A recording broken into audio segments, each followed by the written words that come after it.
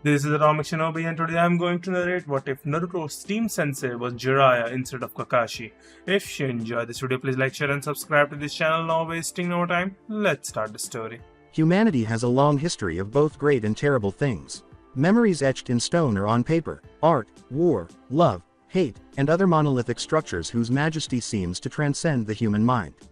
They all try to spit in the face of time, the one unforgiving and unbeatable natural enemy of humanity. Time itself appears insurmountable, and it is, in a sense.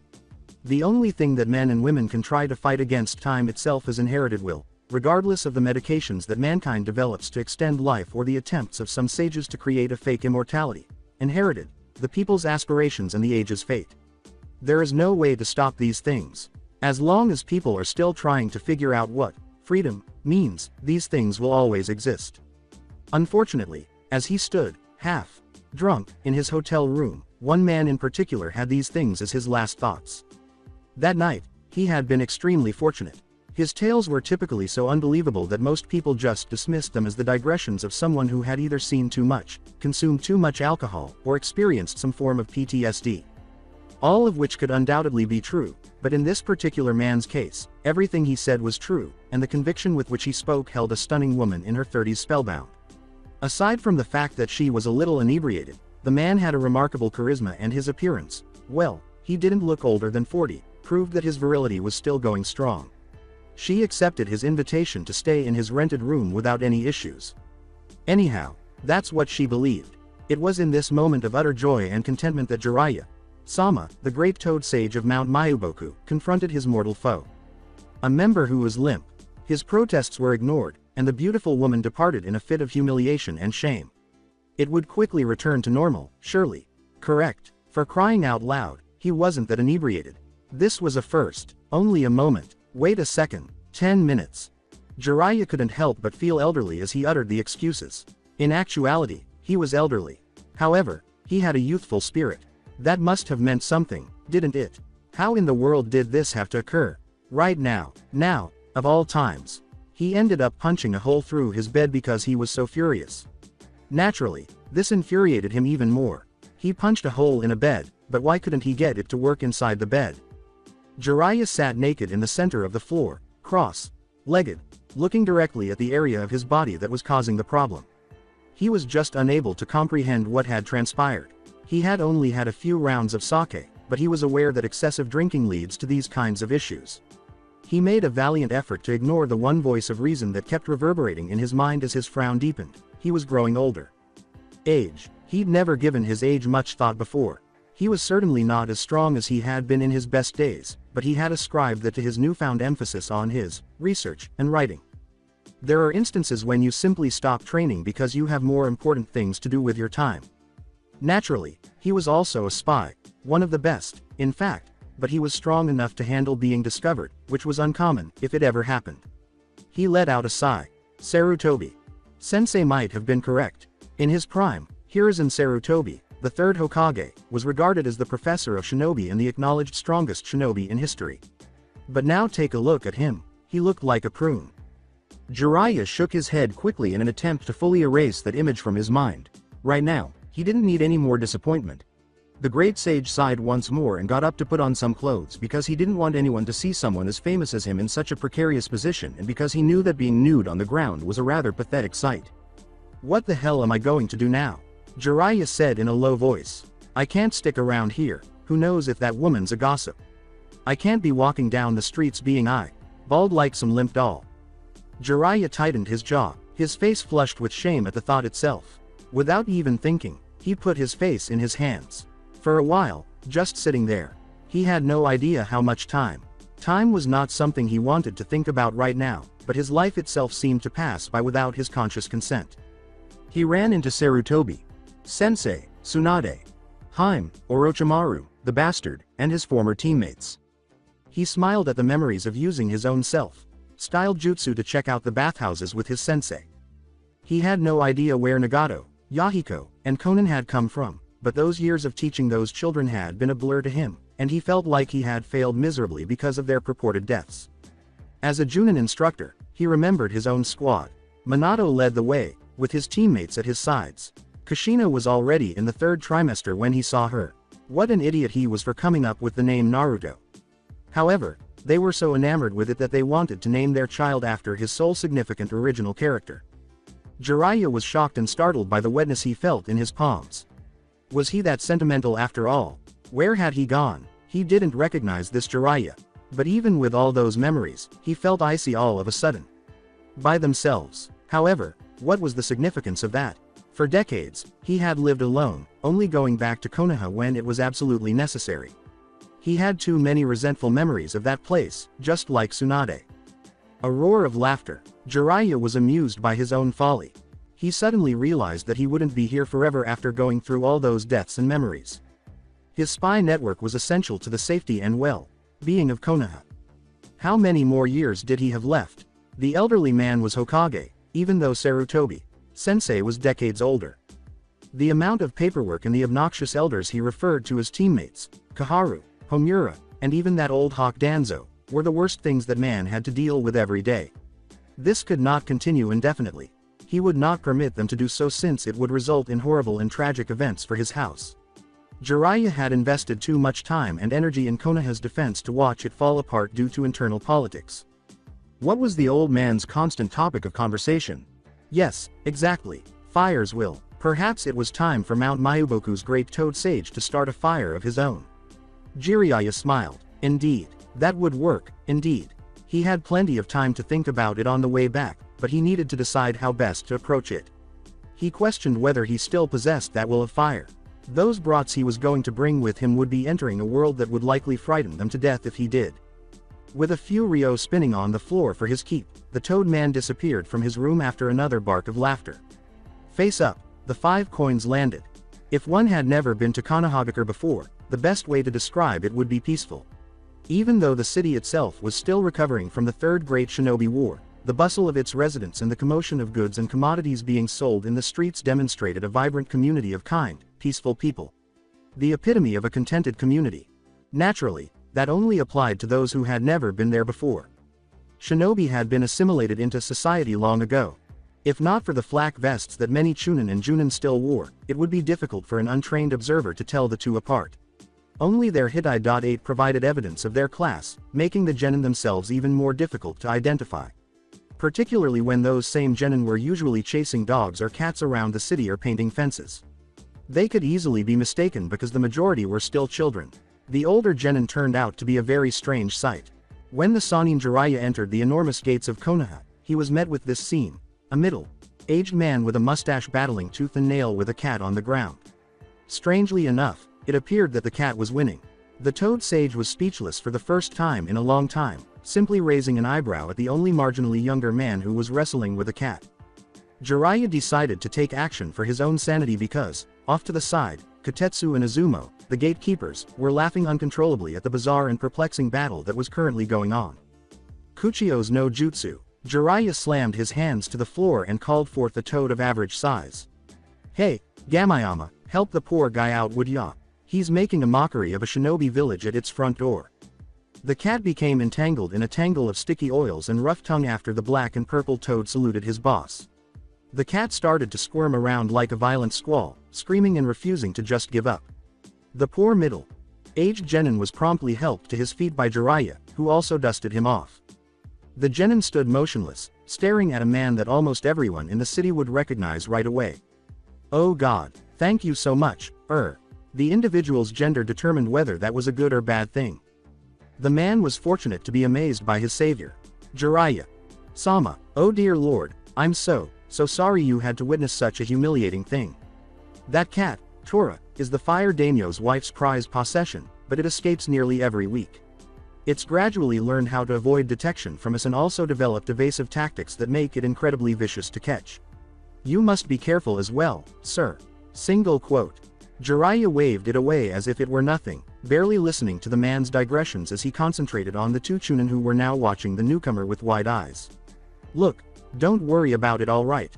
I just couldn't stand there at the front gates and watch that kind of scene play out when this village is supposed to be considered the greatest of the 5 hidden villages. Isn't that right, Kotetsu, Izumo? The Sannin's sharp eyes made both Chunin swallow hard. They knew he was a bit of a joker, but they also knew that, as the only Sannin still living in Konoha, he had a strong sense of pride and devotion to his village. With a hurried and careless salute, Kotetsu stammered, "Ah, right you are, sir, Jiraiya. Sama, sir." He cursed himself in his mind for being so careless around this living legend. Jiraiya rolled his eyes and walked slowly down the road, choosing to enjoy the sights and sounds of his hometown. "Right, well, try and at least do something on that job to prevent other people from thinking we've got a stray animal pandemic, yeah?" he asked. Kotetsu and Izumo stood at attention for what may have been one of the first times in their lives that they did this duty, echoing each other, "Sir, yes sir." Then abruptly fell back into their seats, releasing a few breaths they had been suppressing without realizing it. Izumo felt a headache coming on and rubbed his forehead, saying, "Man, it still never gets any easier when you see one of them." Kotetsu scratched the top of his head idly as he considered this odd development. "You're telling me, but what is he doing back? And why through the front gate? I know he reports directly to the Hokage, but from what I understand he usually just pops in and out like a ghost. I mean, the man's a sage for crying out loud." Izumo turned to his partner expecting an explanation, but he was at a loss for words. "But whatever it is, it usually winds up changing things around a bit too much, don't you think?" he asked. Kotetsu, however, was already asleep. Once more. Jiraiya recalled Konoha as being essentially like that. His silent exclusion of the Nara district was neither too loud nor too lazy. There was so much activity in the streets. There was something unique about Konohagakure, even though the sage himself had been almost everywhere on the elemental continent and then some. Maybe it was the forest that the Shodai Hokage created to give the village his gift of life. Even with all the pipes and electrical poles that had been installed over the years, the village still had a certain elegance and beauty because of the trees, which were undoubtedly unique in their own right. Konoha has a distinct aesthetic that is truly unique due to the collision of modern and natural elements. Jiraiya saw that people had even started constructing houses out of the trees themselves. He was definitely unfamiliar with that spiral, covered walkway. Later, he would have to investigate. He was somewhat distracted by his meeting with the Sandaime for the time being. He was certain that the primary issue would arise following his encounter with the Hokage, but he was also aware of what he wanted, who he wanted for the most part, and how to get it. "Well, I'll just take it as it comes. Maybe it won't be as hard as I'm imagining," Jiraiya thought to himself as he finally gazed up at the Hokage monument. He was still in awe of that monolithic stone statue that towered over the village. Its protectors are always on guard. The Shodai's gentle yet stern eyes. The elegant face of the Nadaime. The wisdom of the Sandaime. The monocle and beard of the Yondaime. Jiraiya was about to say, "Wait, what th?" when a loud voice reverberated throughout the village. "Na Arutu-u," fluttered Jiraiya. His eardrums had been irritated by the distance. Since he and Tsunade had been teammates, this had never occurred. Jiraiya gave a brief blink. He started to say, "Naruto. No way, that can't possibly be," but was cut off again when a blonde and orange ball struck him in the stomach with such speed that it doubled him over in shock. His hand rubbed the right half of his whiskered face, his left blue eye standing out among his other features. "Ow, hey, watch it Jii.san," he exclaimed. The child sprang up and ran off somewhere unknown, screaming back, "Oh crap, I gotta go, you know. Oh, and I guess I'm sorry, you know." The child vanished. Jiraiya continued to stare at the disappearing child who was purported to be his godson while lying flat on his butt. Anyone who had known the two would have had to be a moron not to recognize which child that was because of the obvious physical resemblance to his father and the obvious personality of his mother. The sage turned to see a young man with a scar across his face, obviously overexerted, struggling to catch his breath after a loud panting jolted him out of his brief reverie. Iruka gasped, his face pointing to the floor, "I'm so sorry, sir. Naruto's a bit of a prankster. And he doesn't exactly have manners. So, as his teacher, I must apologize for his rudeness." Iruka nearly lost his breath, but without turning around, he began chasing the blonde boy once more while yelling his name. That name. He got that name from Jiraiya. Prior to his experience, the week before, he had all but forgotten about it. The great Sannin burst out laughing, startling everyone around him who genuinely knew who he was and what that thing was. The citizens made the decision to continue their journey without questioning the man, reasoning that since Jiraiya didn't care, they shouldn't either. The man was practically crying from laughing so hard at that child, and Jiraiya's laughter continued for a long time. Despite not being on his short list, Naruto had left a lasting impression on the elderly man. As he grew older, he would need to follow up with him to make sure he was doing well for himself. He was unaware of how mistaken he was at the time, and he would always regret and curse his own foolishness and inability to control his own anger toward Konoha and its ostensibly ideal citizens. Sarutobi Hiruzen was sitting at his desk, looking at some documents while idly puffing on his pipe. It seems that a bakery and a smithy got into a fight. The smith's products now tasted faintly of steel and iron, according to the baker's lengthy request that he be put somewhere far, far away from his place of business. The baker should just market his goods primarily to shinobi, the smith said, seemingly unconcerned. The smith said they didn't seem to care all that much about the taste of metal, or blood, for that matter. The smith was not going to take this seriously, which was why the baker had asked the Hokage to step in. The Sandaime sighed and rubbed his forehead as he put the papers down. Naturally, he knew the answer to the question, why on earth did I ever let Minato convince me to take this god-forsaken job again? But the thought was so disheartening that he chose to ignore it in favor of just whining.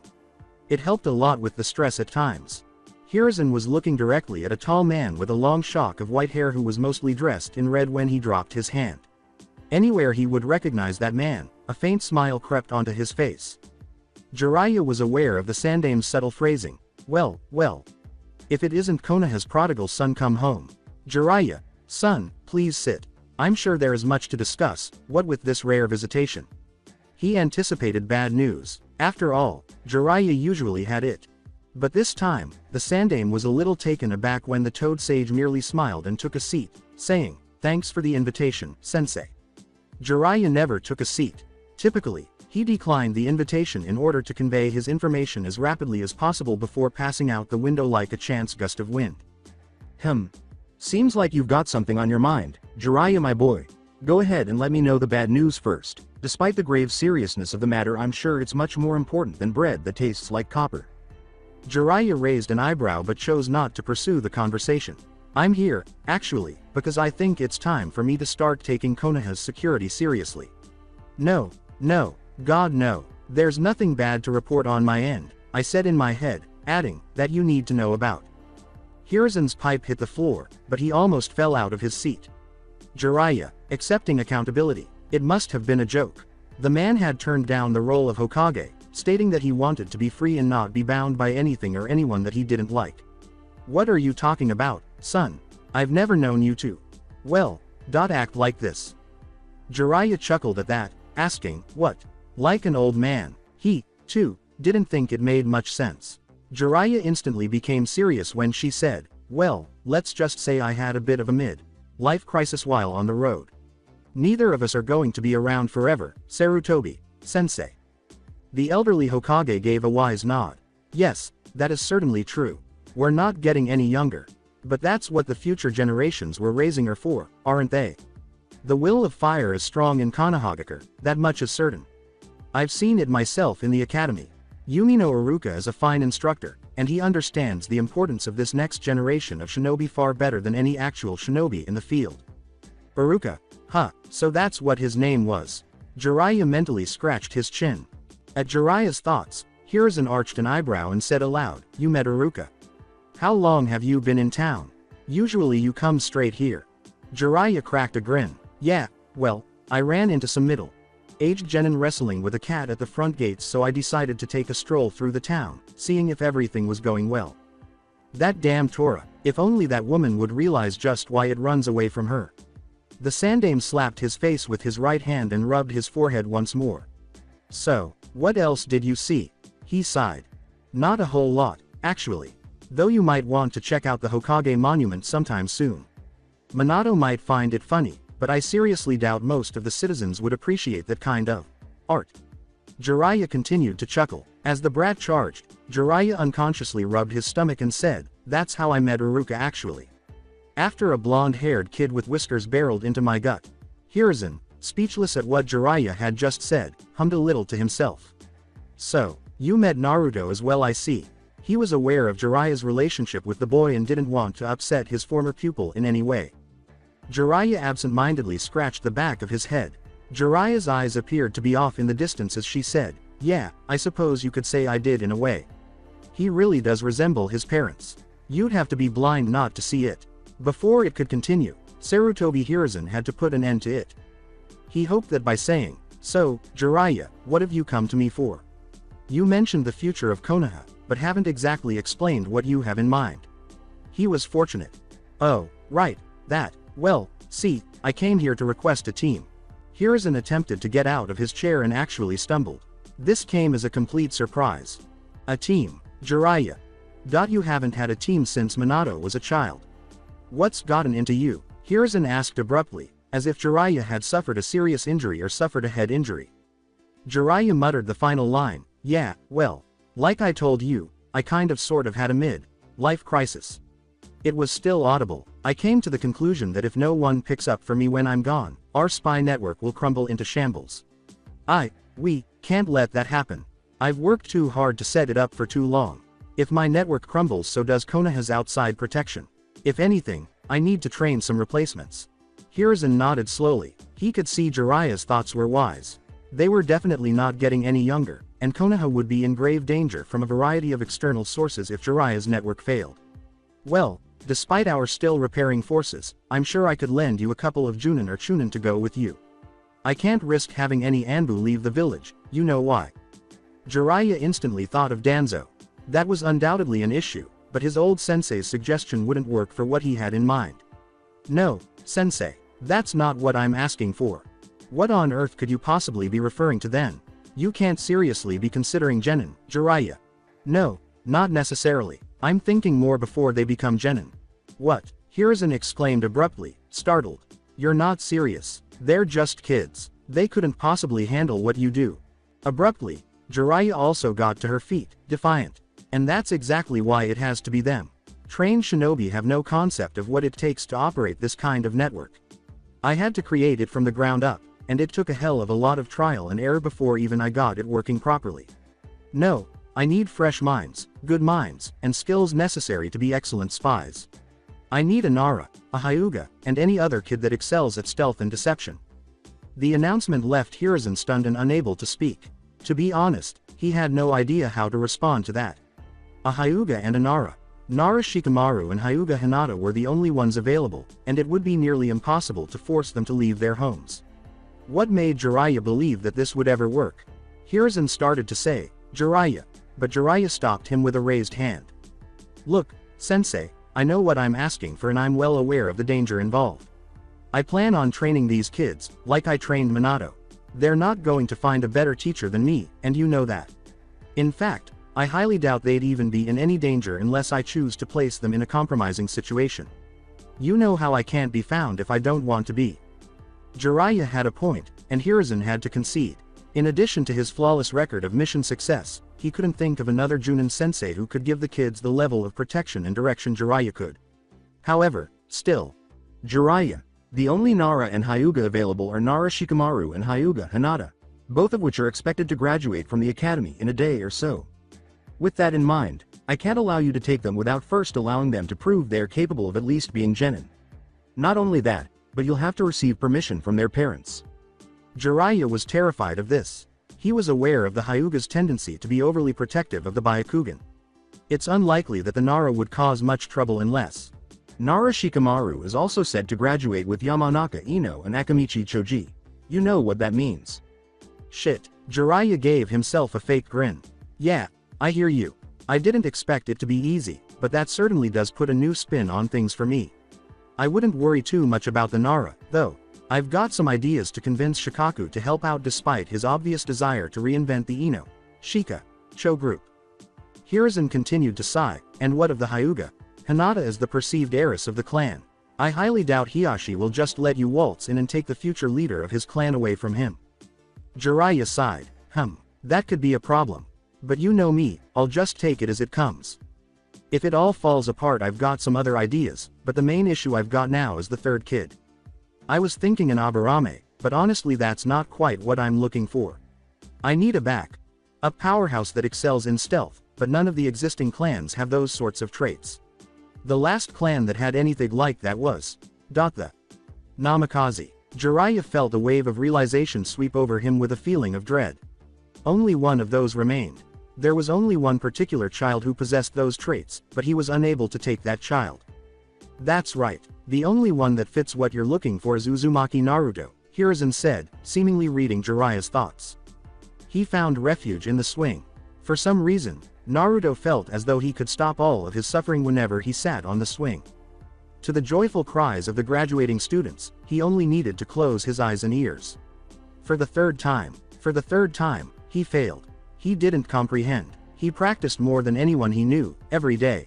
He was unable to perform that damned jutsu even though he knew exactly what he had to do. He had been practicing it since he was 8 years old, in fact. 4 years of failure, that's all. Perhaps all of those parents had good reason to keep their children away from him. He wiped the tears that were slowly forming from his face. That wouldn't happen to him. Without fighting with all of his strength, he would not allow them to defeat him. You know, he'll be the village's best shinobi. Forget about the hideout. He would simply have to become Hokage by willpower if he couldn't obtain one of those. He couldn't help it, even though he knew it was ignorant, stupid, and foolish. Naruto was beginning to feel overwhelmed by his grief, and if there was anything he couldn't accept, it was despair. Every glance he got, every stone thrown at him, every accidental garbage disposal, every store that put him out or overcharged him by at least 500%. It was his mortal enemy, an enemy that raised its ugly head with every glance. You know, he simply didn't understand why. He was in the midst of his most intense sorrow when Mizuki Sensei came up to him and made an unbelievable offer. A decline. While traveling to the Nara district, Jiraiya broke his neck. He had always enjoyed the area. It was a very lush neighborhood due to the Nara's natural characteristics. Trees appeared everywhere, and it appeared that the Naras enjoyed their shadows. Some homes were purposefully designed to accommodate this kind of growth, letting the trees grow at strange angles while the structures were built to give the plants the most room to grow. And it was silent, a reflection of the sluggishness of the Nara. Both the Nara men's taste in wives and their legendary laziness were well known. Every indolent shogi playing Nara male had a fierce, aggressive female by their side who made them do something useful. Most likely, it was genetic. Given that it was the only thing keeping the Naras from going extinct, it had to be. Jiraiya gave a small laugh and expressed gratitude for not being born a Nara. He still had the severe scars to show that he had endured enough punishment of that kind from Tsunade alone. Jiraiya knocked casually on the shoji entrance while whistling at the elegant Nara Shikaku estate. The grounds, overall zen atmosphere impressed him. The sight of it was soothing. Surprisingly, Shikaku's sluggish eyes widened at his vista as the shoji opened to reveal him. As someone who was always able to remain composed, Shikaku said, Jiraiya, Sama. Well, what an interesting surprise. Please, come in. This was undoubtedly one of those occasions when he felt thankful for all the practice he had received throughout his life. I'll have my wife prepare some tea. After accepting Shikaku's invitation with grace, Jiraiya entered the Nara's living room. A square lacquered table sits in the middle of this rather plain tatami matted room, with a few stone artifacts tastefully arranged around the room's edges. As Shikaku's wife quickly brought out some tea for Jiraiya, Sama and her husband and then hurried out of the room, Jiraiya took a seat on one of the leg cushions. She was definitely not the person he needed to talk to, regardless of what Jiraiya had come for. Regardless of her curiosity or stubbornness, she would not so impolitely interrupt the legendary Sannin. Jiraiya put down his teacup and waited for Shikaku to calm down a little. Shikaku, I have to say I'm pretty impressed with your place, he said, trying to strike up a conversation. But I think you already know I'm not here to talk about aesthetics in architecture. No, I guessed as much from the moment I saw you outside, Shikaku replied. One rarely receives a house call from a Sannin, and when it does happen it usually doesn't bode too well for those involved. Oh, that explains why he's tense. Why do these things never come to me? Is that why whenever I'm around, people always freak out? Oh well, I can try to fix that reputation later. Jiraiya maintained a neutral expression in response to the statement, neither smiling nor frowning. Jiraiya smiled slightly at Shikaku's uncomfortable expression, as though he wasn't sure how to interpret Jiraiya's statement. Well, to be honest, I'm not exactly here for anything other than a small chat and a proposition for you. It appears that Inara was stumped by the great Toad Sage, which is no small accomplishment. Shikaku took a slow sip of his tea and said, I see. And what sort of proposition did you intend to offer? Well, as it's fairly obvious no one gets any younger, I'm here to ask your permission to take your son and train him for the future foundation of Konoha's spy network as well as its internal protection. Shikaku choked on his tea almost. Why? You mean Shikamaru? But he just graduated the academy today. A Junin instructor has already been set aside for him as well as his teammates. I know full well about the circumstances, Shikaku, Jiraiya said with great seriousness. But for the sake of the future of Konoha, the reincarnation of the Ino, Shika, Cho team is going to have to be put on hold for a little bit. I know your families are close and have been looking forward to this day for a long time, but sometimes the greater good needs to be considered. Shikaku sat there in disbelief. His thoughts on why Jiraiya had appeared had been entirely unrelated to this. Jiraiya was correct on one point, though, despite one's own concerns and preferences, the greater good must always be taken into account. You said, on hold. Why? Knowing how the Naras think, Shikamaru is only necessary for the first part of my plan. His position is to be one of inside protection, not outside. For the time being, he would be placed under my care and watchful eye as I instruct him on the intricacies of politics and what it means for Konoha.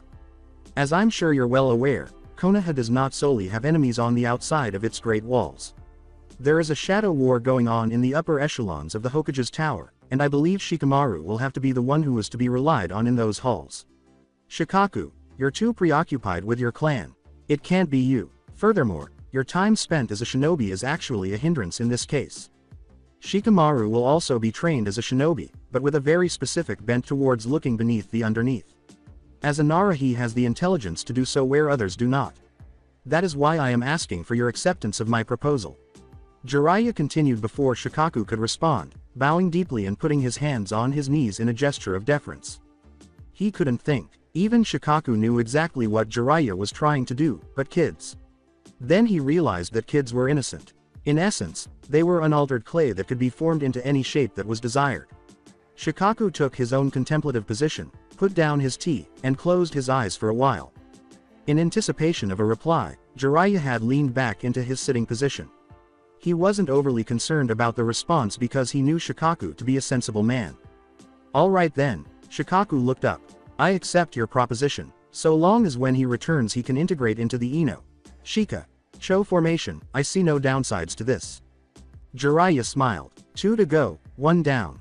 Hyuga Hiyashi received a lot of flack for having unwavering vision that was only concerned with his clan and its welfare. Of course, not in front of him. That would probably have a very unpleasant ending. Of course, he was also notorious for his apparent cruelty. Although Hiyashi was aware of the rumors, he chose not to address them.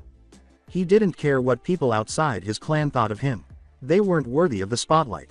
Hiyashi was in his study, a small space with 2 seating cushions, a low, ostentatiously expensive looking table, and several bookcases against the walls that held scrolls and parchments with information on clan resources, jutsu techniques, and other related topics. For a variety of security reasons, he never permitted more than 1 visitor at a time into his private study. Additionally, the guest's cushion was arranged so that Hiyashi could instantly strike the offender, if that's what they were, down if necessary. On this day, though, the Toad Sanin Jiraiya sat opposite him, idly sipping the tea that one of his branch members had brought in. Hiyashi was still prone to emotions, but his face was as neutral as usual. Currently, the most important of these is overwhelming curiosity. Jiraiya Sama, I am indeed pleased and even feel grace for having you come to call on me, but I must confess I have no idea why you would come all the way out to the Hyuga estate. Hiyashi's statement was not entirely unfounded. The Hyuga compound was, in fact, quite remote from the majority of the village's amenities. Ever since the Kumo incident 9 years ago, the Hyuga had sought protection and safety from its location. After that, Hiyashi had made a point of being defensive, so there were always at least 15 branch members patrolling the compound on guard. They had a difficult task ahead of them, but they really had little other option. Calmly, Jiraiya put down his cup and gazed into Hiyashi's sallow eyes. Those cold, calculating eyes Jiraiya never liked. Hiyashi's subtle eye twitch at any other honorific from Sama was not missed when he said, well, Hiyashi. Dono, I've come to you with a proposition. Hiyashi did not like the direction this was taking. And what sort of proposition would that be, Jiraiya Sama? He asked. A suggestion. Jiraiya was essentially requesting a favor from the Hyuga leader, which was no small feat. Well, to be short, I've come to ask that you allow me to train your daughter. Hiyashi's eyes, which were now noticeably narrowed, conveyed his immediate disapproval of the idea. Certainly, training underneath the guidance of a Sannin is a great honor, but I believe Hanabi would be best served training underneath the guidance of myself in the style of Juken. The intricacies of such a style can only be honed by those of the Hyuga clan. Jiraiya's eyebrows shot up. This was unexpected. Oh. No, Hiyashi. Dono. I meant Hinata. Hiyashi's gaze went back to being unfocused. Hinata, in all due deference to your status Jiraiya. Sama, you must be joking. Jiraiya let out a sigh. He was aware that this would not be simple. Hinata is not worth training. She is weak and unwilling to perform as a proper shinobi, let alone a Hyuga. The fact she even graduated from the academy was merely a stroke of sheer luck on her part. Hiyashi was certain of this. Both as an heiress and as a shinobi, Hinata had no future. Her frailty undermined the equilibrium he had established for the Hyuga over many years. Even Jiraiya was surprised. Is that what he is worried about? Jiraiya swiftly listed what he believed to be the more crucial elements that he had anticipated fighting, but Hiyashi just sighed. I assure you, Hiyashi. Dono, no harm would come to her. The Byakugan would remain safe under my watch and the chances of her being noticed are slim to none outside these walls. If you feel you need that useless daughter of mine, you are free to use her as you see fit, though I do not believe you have made a wise decision. Jiraiya had nearly finished clocking the man. His daughter, was being called garbage.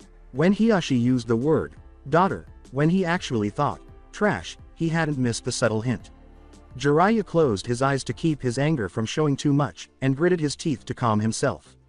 He put on the best fake smile he could. I greatly appreciate your willingness on your part to aid in the future protection of our village and clans. Before his uncontrolled rage destroyed his plans, Jiraiya hurried out of the Hyuga compound with what he thought was a quick end.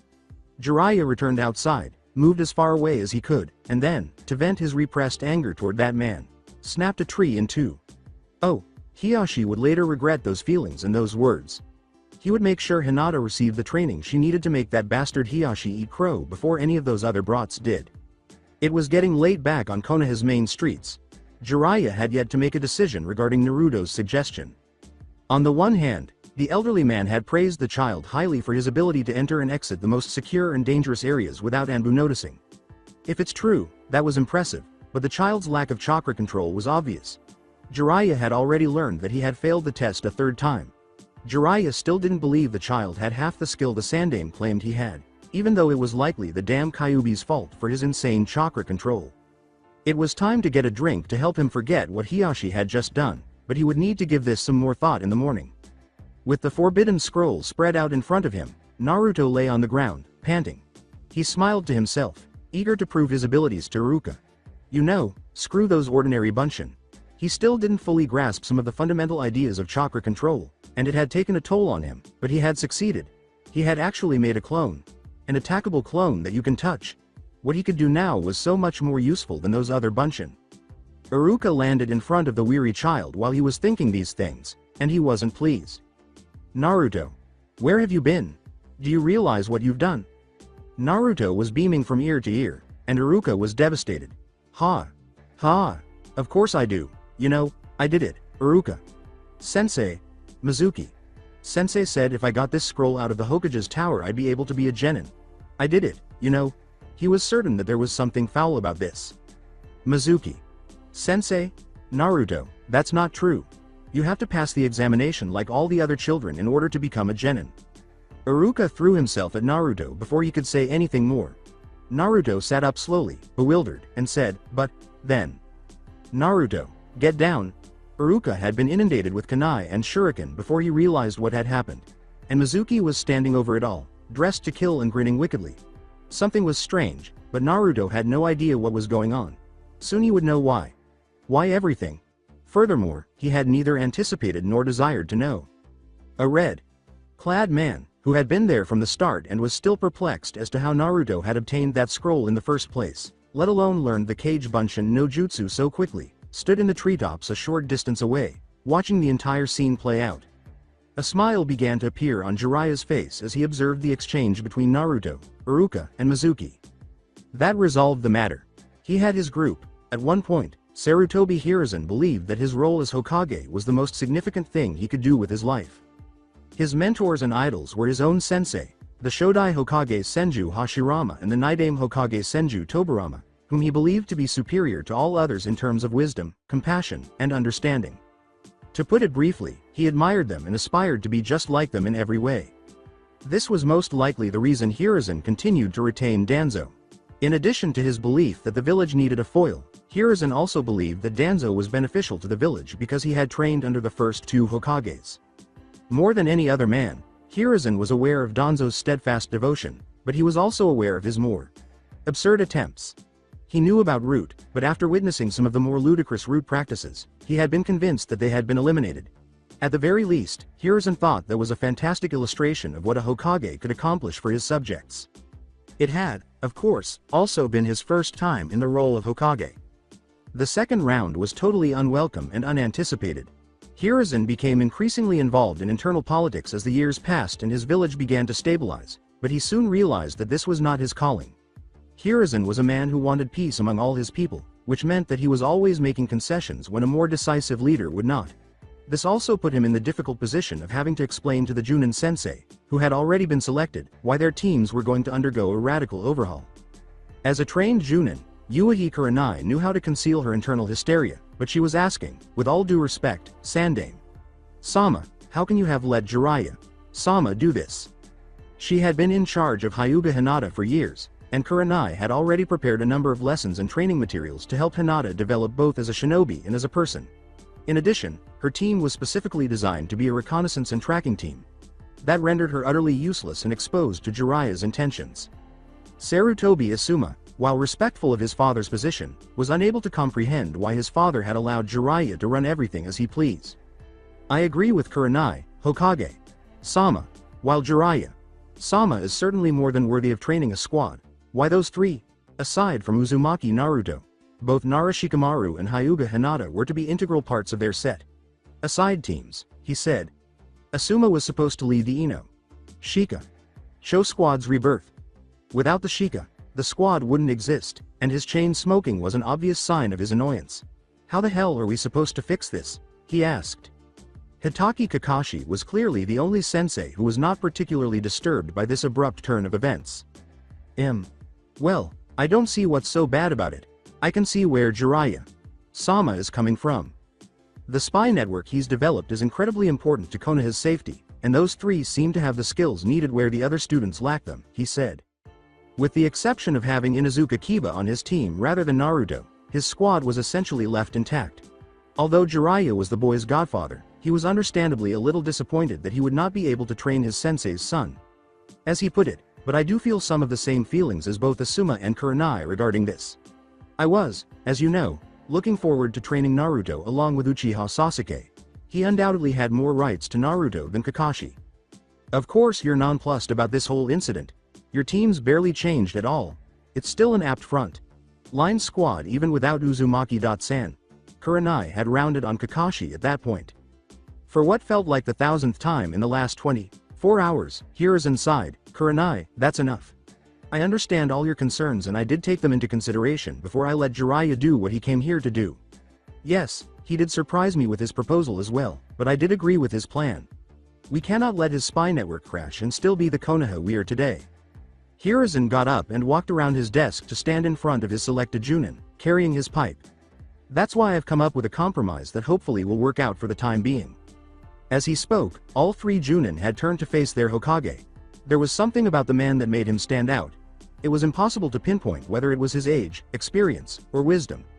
In actuality, the majority of his concessions ended up benefiting everyone, even though they were criticized by the public and military. Now, Asuma, Jiraiya has assured both me and Shikaku that Shikamaru is to be integrated into the Ino Shika Sho squadron. Time will tell when that will be, but despite the Nara's lazy nature he is assuredly a brilliant strategist and tactician underneath his bored exterior. Like all Nara males, I see no conflict on interest here, as Shikamaru would easily be able to work with Yamanaka Ino and Akamichi Choji almost immediately when he has completed what Jiraiya has planned for him. The squad will still come into effect, just not immediately. In the meantime, your focus is to be on enabling Ino and Choji to work together. I hear Ino is a bit of a dictator, while Choji has one of the most gentle natures in a young man I've seen. That alone will be enough of a challenge. Aburame Shino will be installed into your team as a replacement for Shikamaru. His Kakaichu insects can emulate the Nara's cage main no jutsu fairly well, so Ino and Choji can at least learn to work with stationary targets. Asuma gave his father a nod of approval. For the time being, an Aburame would undoubtedly serve as a stand-in, and integrating Shikamaru into the squad would not be too difficult if he were actually brought back to the village. His main concern, however, was what Kurenai was to do now that the Aburame and Inuzuka had been taken by other teachers. His father wouldn't simply throw her away, surely. Asuma caught a glimpse of Kurenai's intense anxiety from the corner of his eye as he looked over at her. Hiruzen was aware that this next move might be a little challenging. He wasn't quite sure how Kurenai would respond to what he was going to say next, but it had to be done for the time being. Iruka had always felt a sense of control as she stood at the front of the classroom. In any case, until this year, he was still baffled by how he was able to bring together so many disparate and antagonistic personalities in one class. His students' ludicrous chatter was already overpowering him after he had just entered the room and shut the door. Although he was undoubtedly pleased with Naruto for passing the test at last, Naruto's pride over the entire situation was difficult to overcome. Shikamaru, who was surprisingly awake, had just inquired as to why the boy was present at all if he hadn't passed the test, and Naruto was proudly displaying his band to him. As Naruto nailed his thumb to Iruka's old hideout, he exclaimed, "I think this explains everything, you know? I'm just so awesome that Iruka couldn't hold me back, Shikamaru. Obviously, you know." As Shikamaru stated, "Whatever, Naruto. I don't want to know, it's too much of a pain in the ass." Shikamaru was understandably skeptical. When Haruno Sakura and Yamanaka Ino slammed into the doorway, clearly attempting to reach Sasuke's seat as soon as possible before the other arrived, Naruto proudly made his way to Sasuke to show off that he didn't care about Shikamaru's lack of interest. It didn't help that Naruto was seated already. "Naruto. Get away from Sasuke-kun. That's my seat." "What are you talking about, billboard? Brow, I obviously beat you here, that seat is mine." Iruka rolled his eyes slightly at the conversation, swearing it was a daily occurrence. Then, something that didn't happen every day happened. Naruto, eyeballing Sasuke from atop the desk, was inadvertently pushed into Sasuke's face in a rather compromising situation, nearly choking him on his own saliva. Before Naruto earned the wrath of Sasuke's fan group, both boys started choking and gagging on their own right away. Iruka coughed loudly before things got out of control. He was pretty sure nobody had even realized he had been there all along. "Alright. That's enough, class, everyone take your seats. Sakura, Ino, that means you too as well. Sit where you're at." At least Sakura had joined Sasuke in the same row, and she sneered at Ino, who had been pushed into the row behind them. Iruka started talking to the class again. "Okay. As you all are aware, today is the first day you are genin. Once again, congratulations on passing, and I'm incredibly proud of each and every one of you. Good luck, and please stay alive." "No problem, Iruka. Sensei, there's no way I'm gonna die before I become Hokage, you know," Naruto exclaimed, laughing aloud.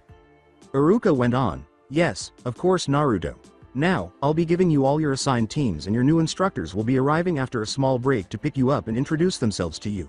Despite the groans filling the room, he ignored them. Iruka started to rattle off their future sensei's name, the squad number, and sets of 3 names. It was clear that some of the girls were growing more anxious by the time he reached the later squads. Since Iruka was aware that these specific girls had been experiencing their first crushes, he felt increasingly anxious about what lay ahead. To stop Ino's protestations about her teammates from damaging his eardrums, Iruka quickly gritted his teeth and directed a small amount of chakra into his ears. "Okay, as for Team 10, the members will be Aburame Shino, Akamichi Choji, and Yamanaka Ino. Your Junin sensei is Sarutobi Asuma." "You've got to be kidding me, sensei. I can't possibly be." Sakura turned around and stuck her tongue out at Ino once more in her prepared victory, abruptly interrupting Ino. Iruka considered this to be a very fortunate occurrence. Iruka himself would have had to intervene to prevent Ino from saying anything too hurtful about the boys, but he was certain that Shino and Choji would not mind what she was about to say. Alright, Ino, calm down. You know you don't have a choice in this matter. It's all prepared by your class scores and several other factors dictated by the Hokage himself. Of course, if you don't wish to be a shinobi due to your teammates, I'm sure they wouldn't mind if you retired early." Ino quickly calmed down, blushing a fiery red with embarrassment, and a few snickers were heard. Embarrassment for her behavior was the one thing that could make Ino stop her outbursts. As he was about to say, "Now, the next group to be announced is Team 7.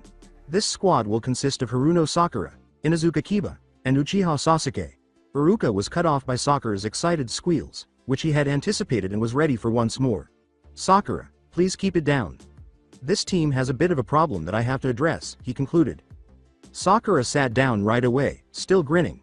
As long as she was on the same team as Sasuke-kun, she didn't give a damn about the issue.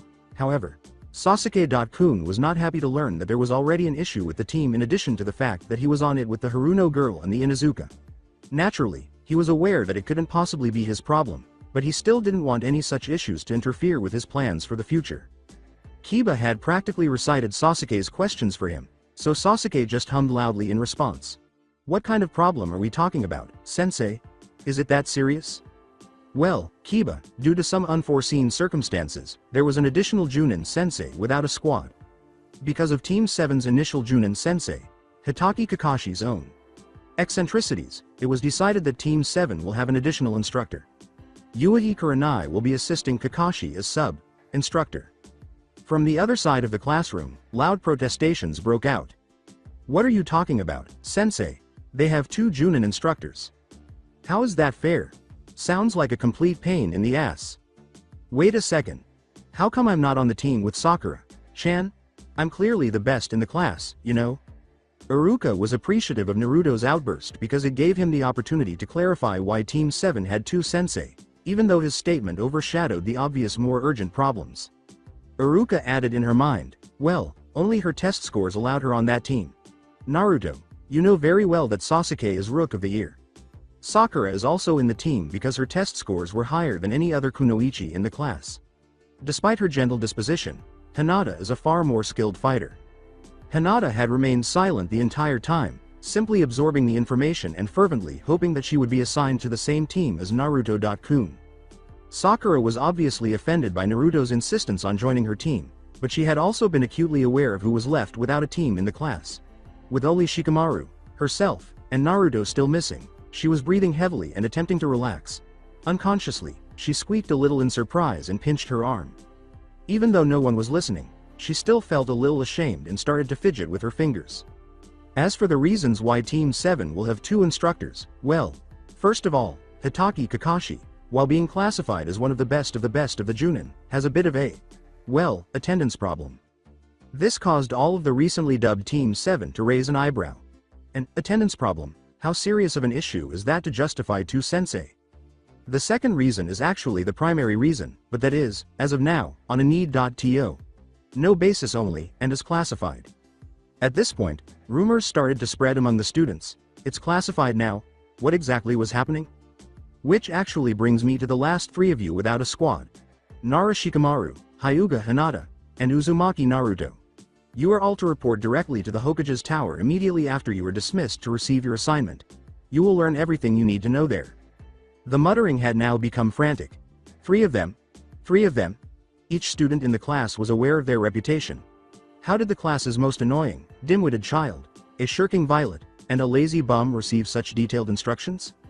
The only 2 people who appeared to comprehend what was going on were Sasuke and Shikamaru, who were given an absurd amount of responsibility because the Hokage himself considered them special exceptions. Sasuke was furious with himself. What did he lack that those 3 had? God damn it, he was a Uchiha. He should be the one given this kind of responsibility. Unfortunately, Sasuke gritted his teeth and started making calculations to himself because he knew he would not get any answers from Iruka. On the other hand, Naruto was furious. Naruto's eyes had widened out of their sockets as his theory began to make sense. Of course. Why didn't I think of that, you know? Being such an awesome ninja means I've got to learn from the best in the village. MMHMM. MMHMM. What did you mean we have to go to the old man? Wait, is he gonna be our sensei? The rest of the class appeared to catch on after Naruto's outburst as he started nodding proudly to himself, but that couldn't be true, could it? They were going to the Hokage to have their genin status revoked already because those 3 were just judged to be too unfit to be shinobi, correct? That's when there was a loud thump. Hinata fainted out of her seat, and the sound came from the back. With the exception of the 2 who were either unconscious or stupid, the rest of the class interpreted that as a sign that nothing positive was going to occur. Naruto, Hinata, and Shikamaru were on their way to the Hokage's office 30 minutes after they had finished a batch of smelling salts. Not much was said on the way because of their individual personalities. Naruto himself was practically giddy with excitement, with his arms behind his head in a relaxed pose. Shikamaru was busy dragging his feet and staring at the sky with half-lidded eyes. Hinata, terrified of what was about to happen but also very anxious about being so close to Naruto, was unconsciously poking her index fingers together while alternately staring at the ground and the back of Naruto, who was leading the way. He found the walk awkward because, although he knew Shikamaru well enough, he also knew that speaking with him would only result in remarks about how a pain in the ass the whole situation was. He hardly even noticed Hinata. The most awesome ninja, as he called himself, was unaffected by this.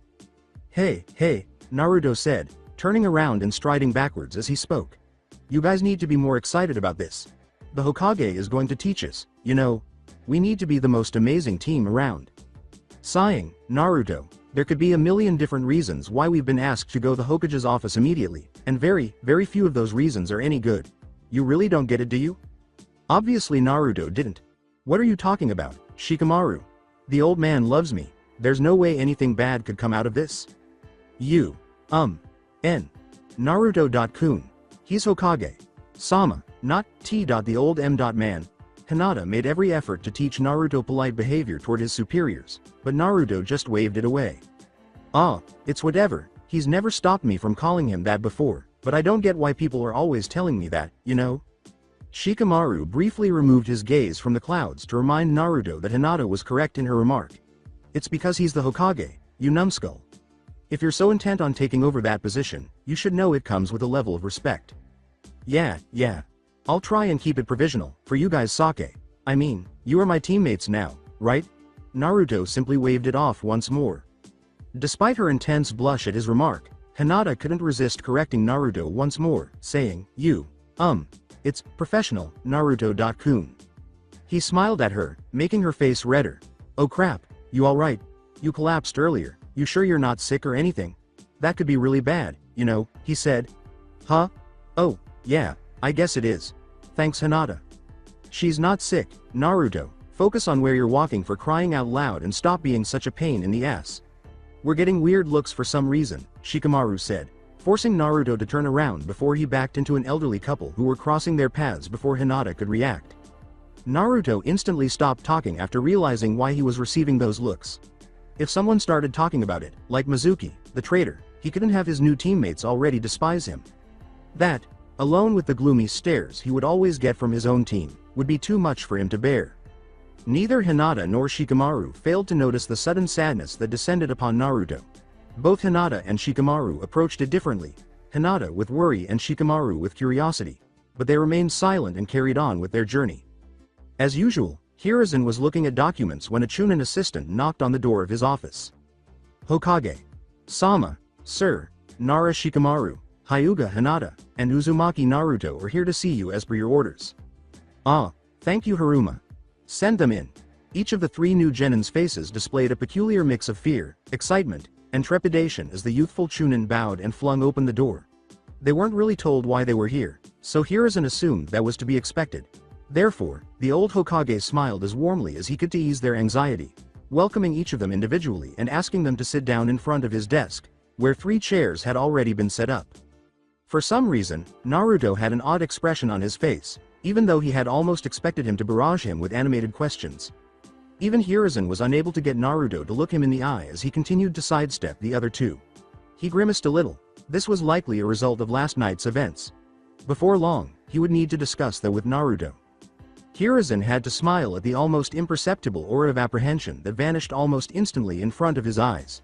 Now, I'm sure you three have a myriad of questions running through your curious minds right now, but I assure you that nothing is wrong and you are all quite safe from being demoted, he said. He knew Naruto wouldn't have given it a second thought, especially since Hinata and Shikamaru were largely responsible. Before I begin briefing you on your squad assignment, know that this was a rather sudden occurrence. I'm sure you've already heard about the complications that have arisen regarding teams 10 and 7. Naruto hummed, obviously preoccupied with something else. Shikamaru nodded, and Hinata just stared at the ground as though taking on those teams' problems. At times, the child was far too good-hearted for her own good. Now, none of that is your fault. It is, in fact, my own as well as your new squad leader's responsibility. Again, I assure you that you have done nothing wrong. In fact, in this case you have done everything right. All eyes were on him after he said that. His kind grin appeared to widen slightly at that point. These kids most certainly needed a little boost to their self-esteem right now. You three have been specifically selected and requested by your instructor for your various skills and abilities. Know that no other could take your place in this situation. You alone are what he wants and even needs. Pardon me for interrupting, Hokage. Sama, sir, but you keep mentioning our instructor. Who exactly is this person? Shikamaru had raised an eyebrow at that. Shikamaru asked a pertinent question, and Hiruzen nodded. He knew how to get right to the point. Your instructor and new sensei is the recently returned Jiraiya of the Sannin, the Toad Sage. Hiruzen had high expectations for the three, but he only partially anticipated Naruto's response, which was raucous laughter. Toad Sage? Are you kidding me, old man? What's so great about toads, you know? Naruto was knocked out of his seat by a sudden blow to the back of his head, which he didn't even anticipate. Shikamaru turned around instantly to see a big, imposing man in red clothing with a mane of white hair, while Hinata gasped in alarm. Jiraiya himself had finally emerged from the back of the room, dusting off his knuckles, and exclaimed, "Toads happen to be one of the most respected animal spirits around, brat, and don't you forget it." In a flash, Naruto was back on his feet and prepared for battle. Hey, that hurt, you know. At the tiny representation of his previous pupil, Jiraiya grinned and said, yes, I do, no, that was the point, kid. You're that old man who got in my way the other day when I was running from Iruka. Sensei. Who the hell are you? Naruto realized abruptly. Naruto jumped at Jiraiya with his fists ready before he even waited for a response. With a loud crash, Jiraiya just stood aside and let Naruto's own weight and inexperience propel him across the room and into the wall. Naruto.kun. Hinata had hurried over to ensure that Naruto was unharmed before she even realized what she was doing. While this was going on, Naruto sat on the ground and tried to stop the world from spinning. With a loopy voice, Naruto asked, "Hey, Hinata, why are there three of you? Did you learn the Kage Bunshin, too?" It was obvious that he had no idea what had just transpired with his head, a wall, and a concussion. Shikamaru went over to assist the smaller girl in getting Naruto back to his chair so he could adjust his world, while Hinata blushed and attempted to help the blonde up.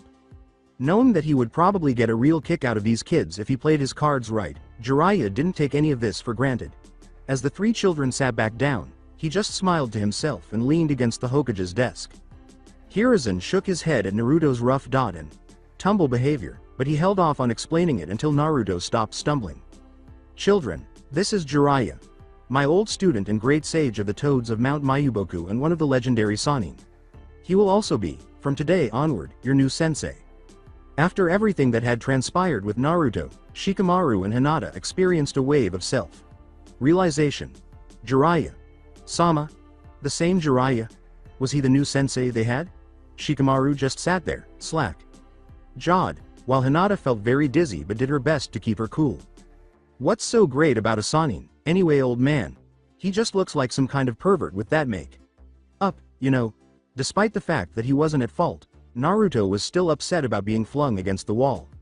Hiruzen laughed knowingly as Jiraiya slapped his face with his hand. In the meantime, Shikamaru used the back of his hand to strike Naruto in the chest. "Oi, Naruto. The Sannin are supposedly the greatest shinobi that have ever come out of Konoha in the last 30 years, exempting, of course, the Yondaime."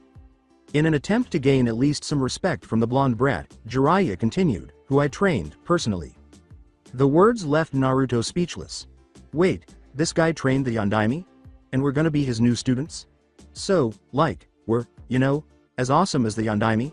Naruto was literally standing on his seat in awe as each sentence got louder from the one before it. Finally receiving some well-earned recognition from that child, Jiraiya smiled. He winked at the three of them, who were now staring at Jiraiya in amazement. "No one ever said you were that good, brat. The Yondaime was an exception among exceptions. But then again, you're all still young. Maybe you've got it in you, huh?" he said. Hiruzen coughed to regain their focus. "Now, where was I?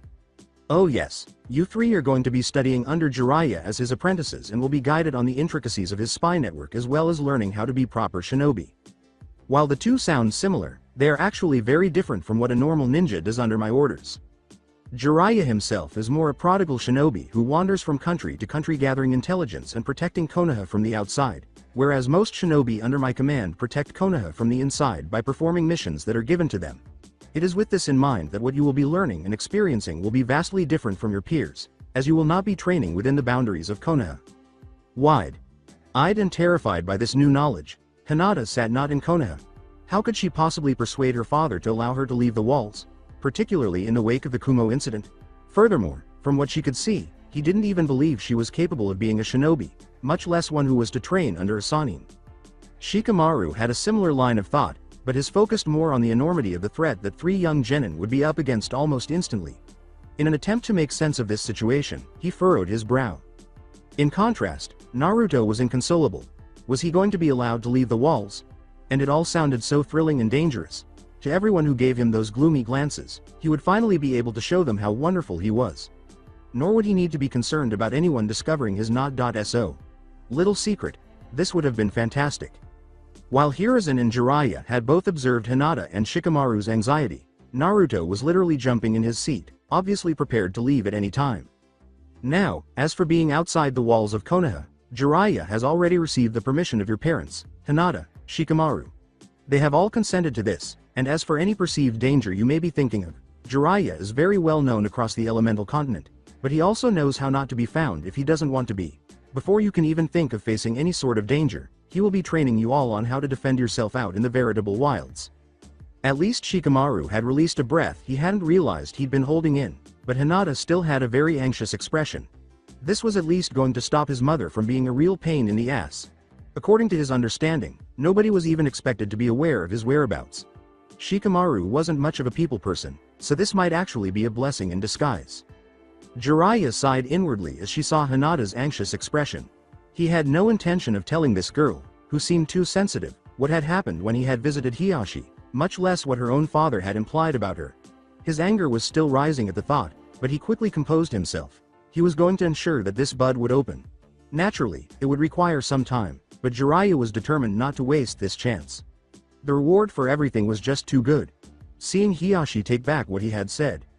Now, before we get into the specifics, we're going to get to know each other a little better, all right? Jiraiya said, slapping his hands together and standing up from his leaning position. He then looked out the window and saw the enormous tree with the spiral, enclosed walkway that he had noticed the other day. Meet me at that treehouse on the double. Shop, he said, pointing to the location. 3 extremely nervous preteens and an elderly man who was a little concerned were left behind when Jiraiya vanished in a cloud of smoke. Jiraiya found the structure impressive. The building was not apartments as he had assumed, but rather a meandering atrium. The area was literally teeming with vegetation, some of which he had never even seen before, which was quite remarkable considering how much travel he had done. He wandered aimlessly through the indoor forest, silently wondering who had built such a beautiful work of architectural art. He discovered the ideal location in the canopy, an open ceiling that let birds swarm in and take a break while they were migrating. Even a small pond for waterfowl was present. As he waited for his students to arrive, he sat down facing the water on the soft grasses that covered the floor. The great man felt calmer in nature. Since he was more of a nomad than anything else, he was outside most of the time, and he enjoyed it that way. Compared to living in a designated area where your adversaries could locate you if they so desired, it offered far more protection than one might imagine. And there were quite a few of them out there, knowing at least 2 of his students. His thoughts were abruptly cut short when Naruto yelled, "Oi! Where are you, Jiraiya-san?" Jiraiya's left eye began to twitch as he retorted, "It's Jiraiya. Sensei to you, brat." He was too distracted by his former student's son behaving too much like his mother to consider why Hinata hadn't used her Byakugan to find him. When Naruto noticed Jiraiya turned away from him, he gave him a devilish smile. He was going to get even for what he had done earlier. Despite her best efforts, Hinata was unable to stop him in time, and since Shikamaru already knew what was going to happen, she might as well let it happen. She was even close enough to see his expression. 2 minutes later, Naruto was sitting between his 2 teammates, soaked and wearing a sour expression. "Why didn't you guys stop me? You totally knew this was going to happen. I can see it all over your faces." Despite everything, Hinata was making a valiant effort to keep her laughter to herself. Jiraiya. Sensei had grabbed Naruto's flying kick and spun him into the pond, making him look completely ridiculous as he flew through the air in all directions. A duck was sitting backwards on Naruto's head when he surfaced. "Hinata did try to stop you, duck butt. You just jumped too soon," Shikamaru said with a simple smile. Naruto collapsed onto his back with a loud groan. Jiraiya grinned at the drenched blonde who sat up quickly during the lesson, and ended up covered in dirt and grass. "Well, That's the second time you've tried that, kid. Learn from your mistakes and try harder next time. That's how a true shinobi operates in your first lesson. Naruto glared at the smirking Sannin and said, I already know that, I will get you back for both times. That's my promise to you. And I never go back on my word, that's my nindo. My ninja way. Hinata gave him a gentle smile, understanding how true his words were. In the face of her uncompromising family, she had also started to use those words as motivation, and they had given her solace during her most difficult moments. Although Jiraiya didn't personally think it was necessary, these three would need to get to know one another better if they were to truly consider themselves teammates. Alright, then, why don't you go first and introduce yourself?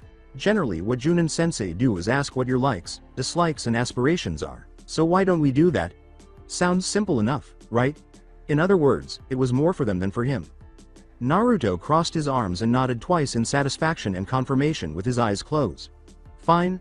The name's Uzumaki Naruto, I like ramen, learning new, super cool jutsu, and Sakura. Chan.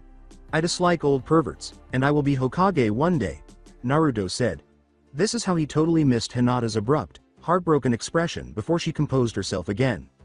Naturally, Jiraiya didn't, and he rubbed his temples and sighed, until he could be reasoned with. This child was going to be a real pain in the ass. In any case, who in hell reared this child? He would need to speak with whoever it was about how they raised children. Pointing to Shikamaru, Jiraiya said, all right, so who wants to go next? You'll do. Stand up and state your purpose. In response to his new sensei, Shikamaru raised an eyebrow. He simply asked for volunteers, didn't he? He had to leave, but why? He took a deep breath and stood up. My name is Nara Shikamaru. I like clouds and not doing anything, and I dislike responsibility and doing things that require any amount of effort. My goal is to marry an average woman, have 2 kids, a girl, then a boy, then retire and live the rest of my days in peace.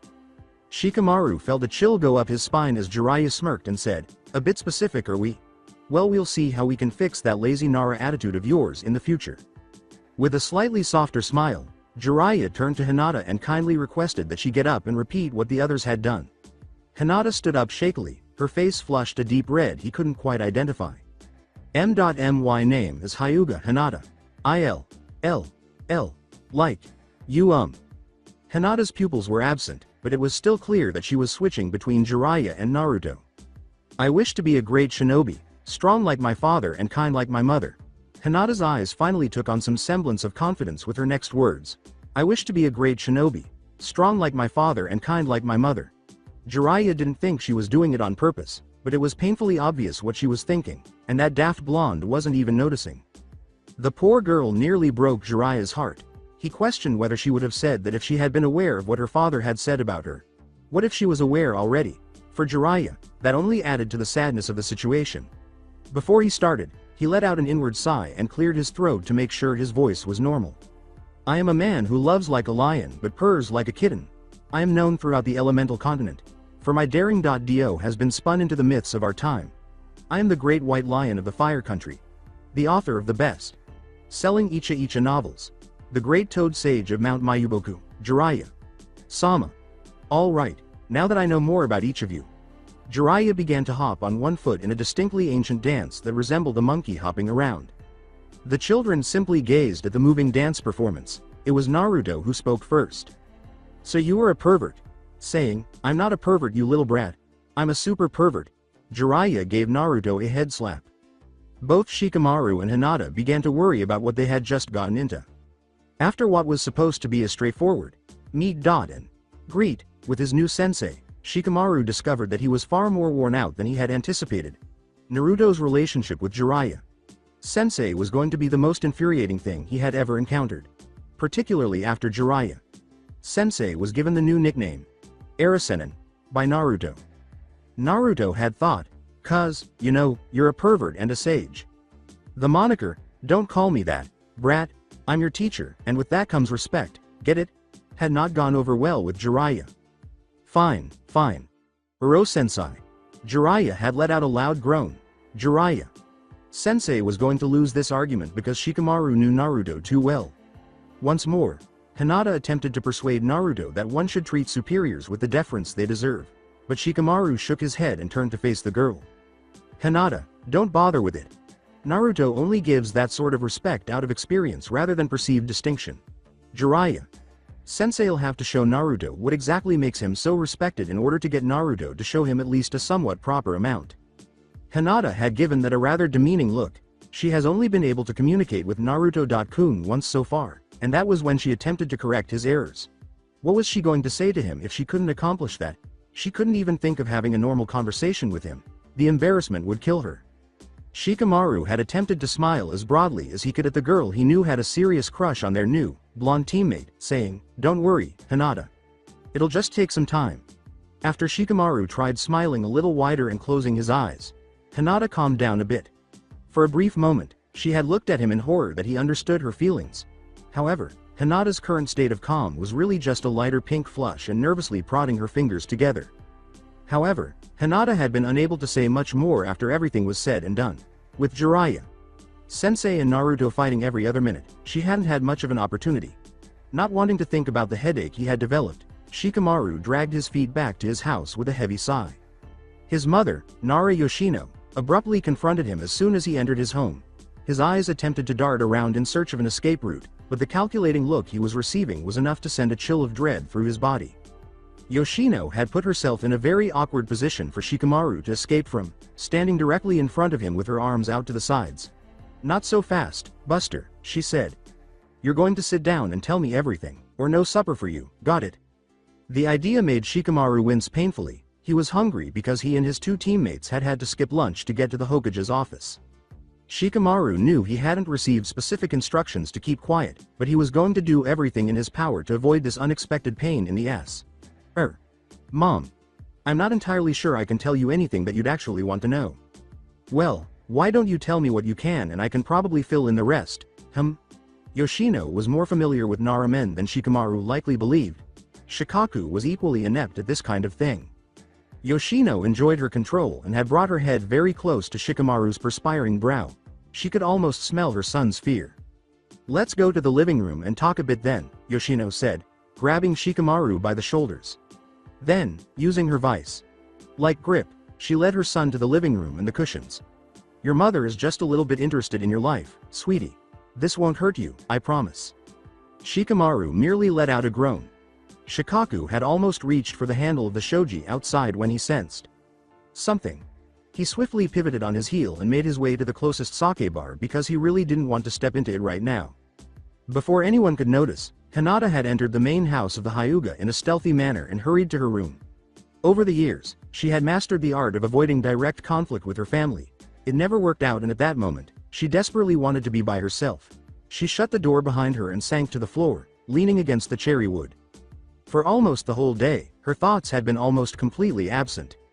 Her ability to think clearly and even focus had been impaired from the moment she realized she would be working with Naruto-kun. Before graduating, it had been on her mind and in her dreams all the time, and she was devastated to learn that he had failed. She had seen him on the swing, staring at the rope to which the swing was fastened with sad eyes. Though she had never really spoken to the boy directly and was much too shy around him, Hinata had really wanted to approach him and offer her consolation. She believed that going out of the blue and offering her assistance would not have gone well, and her father had also given Kurenai-san the order to visit her home right away. Too little time and too many barriers. However, she mentally corrected herself on the way home from their meeting with Jiraiya. Sensei, as her mind had begun to buzz with all the information she had been given. The pounding in her head and heart threatened to overwhelm her and knock her out by the time she arrived at the Hyuga compound itself. She was afraid that any new information or conversation would be too much and push her over the edge, which is why she didn't want to see anyone right now. She was still unable to fully comprehend, even outside of Konoha's boundaries, that she would be studying under the great sage Jiraiya. With Naruto-kun, at that, her eyes began to swim a bit, and she had to clench her tiny fists in order to concentrate on staying conscious. Hinata was required to prepare for a long time. Jiraiya. Sensei had made it clear to them that their return would depend entirely on their own development and performance, rather than having a predetermined timeline. After Shikamaru questioned Jiraiya Sensei about her equipment, she was also told to pack light. On site or along the road itself, they would collect the majority of their supplies. Hinata slowly got to her feet, balancing on the door. She surveyed her room, which was decorated in a very elegant but simple manner. There was her desk, a calligraphy tool beside a big script pad, a picture of her entire family taken before her mother died. She had been 6 years old at the time, and a vase with a few sunflowers protruding from it. Her bed was located under a large sun window, directly across from the desk. Its pillowcases and lavender covers complemented the delicate lilac tint in her Byakugan eyes, a distinctive characteristic her mother had instilled in her. Although she was a young child who enjoyed adorable animals, the stuffed fox that was almost half her length was clearly the one that touched her the most out of all the animals on her bed. She didn't realize it, but she blushed when she saw the stuffed animal. She slept with her body wrapped around that specific stuffed toy every night, and Hinata had never understood why she liked it so much. It made her feel warm in a way she just couldn't explain to anyone who would even consider asking. There was a wardrobe across from her bed, but it wasn't very full. As a hyuga, she had to have a few formal items, such as a simple white yukata and a more ornate kimono that was saved for very special events. In addition to those 2 items, she had 2 of each of her training clothes, which she typically wore underneath her loose, fitting tan jacket. Quickly, she made a list of what she would need to bring. Of course, she would bring her clothes, since she thought everything might be needed. You never know, and she packed the calligraphy supplies because they would aid in her developing chakra control. Hinata was a little concerned that her father might discard the photo if he saw it, so she took it even though she wasn't sure if she should pack it. The majority of her belongings had been thrown out long ago, and he didn't like being reminded of her mother. Pressed flowers hung on sturdy threads adorned Hinata's wall next to her closet. At least 20 different types were hanging there. Even though she didn't really understand the meanings of any of the flowers, she did enjoy them as a small hobby. They merely provided her with comfort in a generally gloomy and depressing home. She persuaded herself that since she would undoubtedly be seeing a variety of plants that she would probably never see again, she should also bring some pressing tools. And that was it. Her thoughts briefly turned to her stuffed fox, but she didn't think she needed to bring anything else. Hinata quickly brushed that thought from her mind. It would be extremely embarrassing if someone saw her cuddling that fox like a baby while she slept. She would simply perish if Naruto-kun happened to spot her. She was resolved not to bring it with her after having that thought. She walked to her bed and sat down as the last of the sun's rays glowed outside her window. The day she just had was already full of wild memories and happenings, and tomorrow was going to be an almost too eventful day, she thought. After lying down, Hinata instinctively pulled the fox to her chest and curled up on her bed, concealing half of her face in the process. As she breathed in the stuffed animal's scent, her eyes began to droop. Along with the warmth that swept over her body, it had always done that to her. It might have been too much, so she was glad she had already removed her coat. She was out like a light after having that foolish last thought. Naruto was unable to sleep. How was he able to sleep? He was embarking on the most thrilling journey of his life tomorrow. The piping beneath his floorboards hummed with activity, the full moon shone straight into his face, and the faucet to his sink dripped, all of which added needless distractions to his apartment. He wasn't particularly bothered by the moon itself. He had never been particularly bothered by it. In fact, he enjoyed it. Whenever he felt sad or wounded, that glowing light seemed to soothe him. Naruto was certain that the moon wouldn't harm him. It was physically impossible, so it couldn't. At times, he would simply gaze at the various forms etched on the surface of the enormous, white globe. Somehow, he always saw a rabbit. Naruto could never see the mochi bit, but he had heard about the rabbit on the moon making it once. He believed that the rabbit was sufficient on its own. Rolling over, he gazed at the moon again, contemplating what the next day would bring. Did this Jiraiya character live up to his claims of greatness?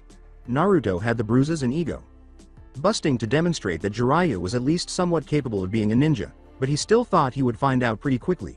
The white-haired man had not yet shown him any cool jutsu, but he assumed it would happen eventually. Anyhow, what was the matter with the toads? How would toads ever be helpful on the battlefield? Naruto smiled at that. It would have been hilarious. There wasn't much for Naruto to pack. He had only brought an extra set of clothes and underwear because he led a simple life. When he woke up in the morning, he would pack his nightcap and pajamas. Naruto needed the nightcap to fall asleep. Prior to its arrival, he was a restless sleeper who never found real sleep possible. It had just been delivered to his house when he was 5 years old, so he wasn't really sure when he received it. He was never sure what the hat was supposed to be, but at first he had laughed at its silly face. After trying it on, he wondered how he had ever slept without it, even though the buck teeth really confused him. From the time he intended to arrive until after breakfast was over, it was a permanent fixture on his head. When he woke up, it was undoubtedly going into his bag. But aside from that, he had little or nothing. If he was bored, which he hoped would not be the case but always seemed to be. He had packed some playing cards in his bag to play with. Naruto pondered for a moment whether he was suffering from a disease of boredom. After a minute or two of horror, his swollen eyes returned to the moon. He quickly settled down, and soon he could feel his thoughts slipping away as the full moon filled most of his window. His final, absurd thought was that perhaps Hinata had a disease of boredom, which is why she always appeared to be feverish and fainting. If that were the case, he would have to cure her. In the Hokage's library, a somewhat claustrophobic section of the Hokage Tower that Hiruzen had personally designed into a storehouse of jutsu history and knowledge, Jiraiya and the Sandaime were occupied with writing seals and signs on a sizable piece of parchment. The Toad Sage had previously returned to Hiruzen and requested his assistance in creating and transferring a special scroll that he claimed would be crucial in the future. After hearing how it would work out, Hiruzen decided to help, despite his initial reluctance. He was curious to see how it would turn out, and it was undoubtedly an intriguing idea. The title of Professor wasn't given to Hiruzen for no reason. Jiraiya was always silent and focused when working with seals. Although it sped up work and time, Hiruzen always felt uneasy when Jiraiya remained silent. Like everything in the world was out of balance. At the very least, Hiruzen made some background noise for his own comfort. So, Jiraiya, what do you think of the students you hand-picked? Having any second thoughts? He asked. Well, I've got no problems with the Nara kid. He's got a decent enough head on his shoulders and should be fairly easy to work with despite his protestations, Jiraiya said after humming to himself for a minute. Leaning back a little, Jiraiya checked his work to make sure it was done correctly. Jiraiya frowned and narrowed his eyes unconsciously as he continued evaluating his handiwork. As for the other two, well, the Hyuga girl is going to take quite a bit of work to bust her out of that shell that she's created for herself. Now that I know what she's like, I can't say I didn't have second thoughts about her, but that Hiyashi. Once I heard what he had said about his daughter, I was convinced that she had to be the one I had to take. At his remark, Hiruzen had also paused for a moment and arched an eyebrow. He had a good idea of what the Hyuga head had said about his timid daughter, and he knew that Hiyashi had turned into a rather aloof man following the deaths of his brother and wife. Hesitancy had never been tolerated by Hiyashi. And Naruto? What do you make of him? Hiruzen was particularly interested in Jiraiya's thoughts on Naruto because, at this point, the sage was essentially the closest thing Naruto had to a family member. Jiraiya laughed loudly. He's definitely their kid all right. If he didn't have that blonde hair, and I didn't know better, though, I would have thought Kushina had had an affair. The brat is so far away from Minato's personality that it's almost unimaginable.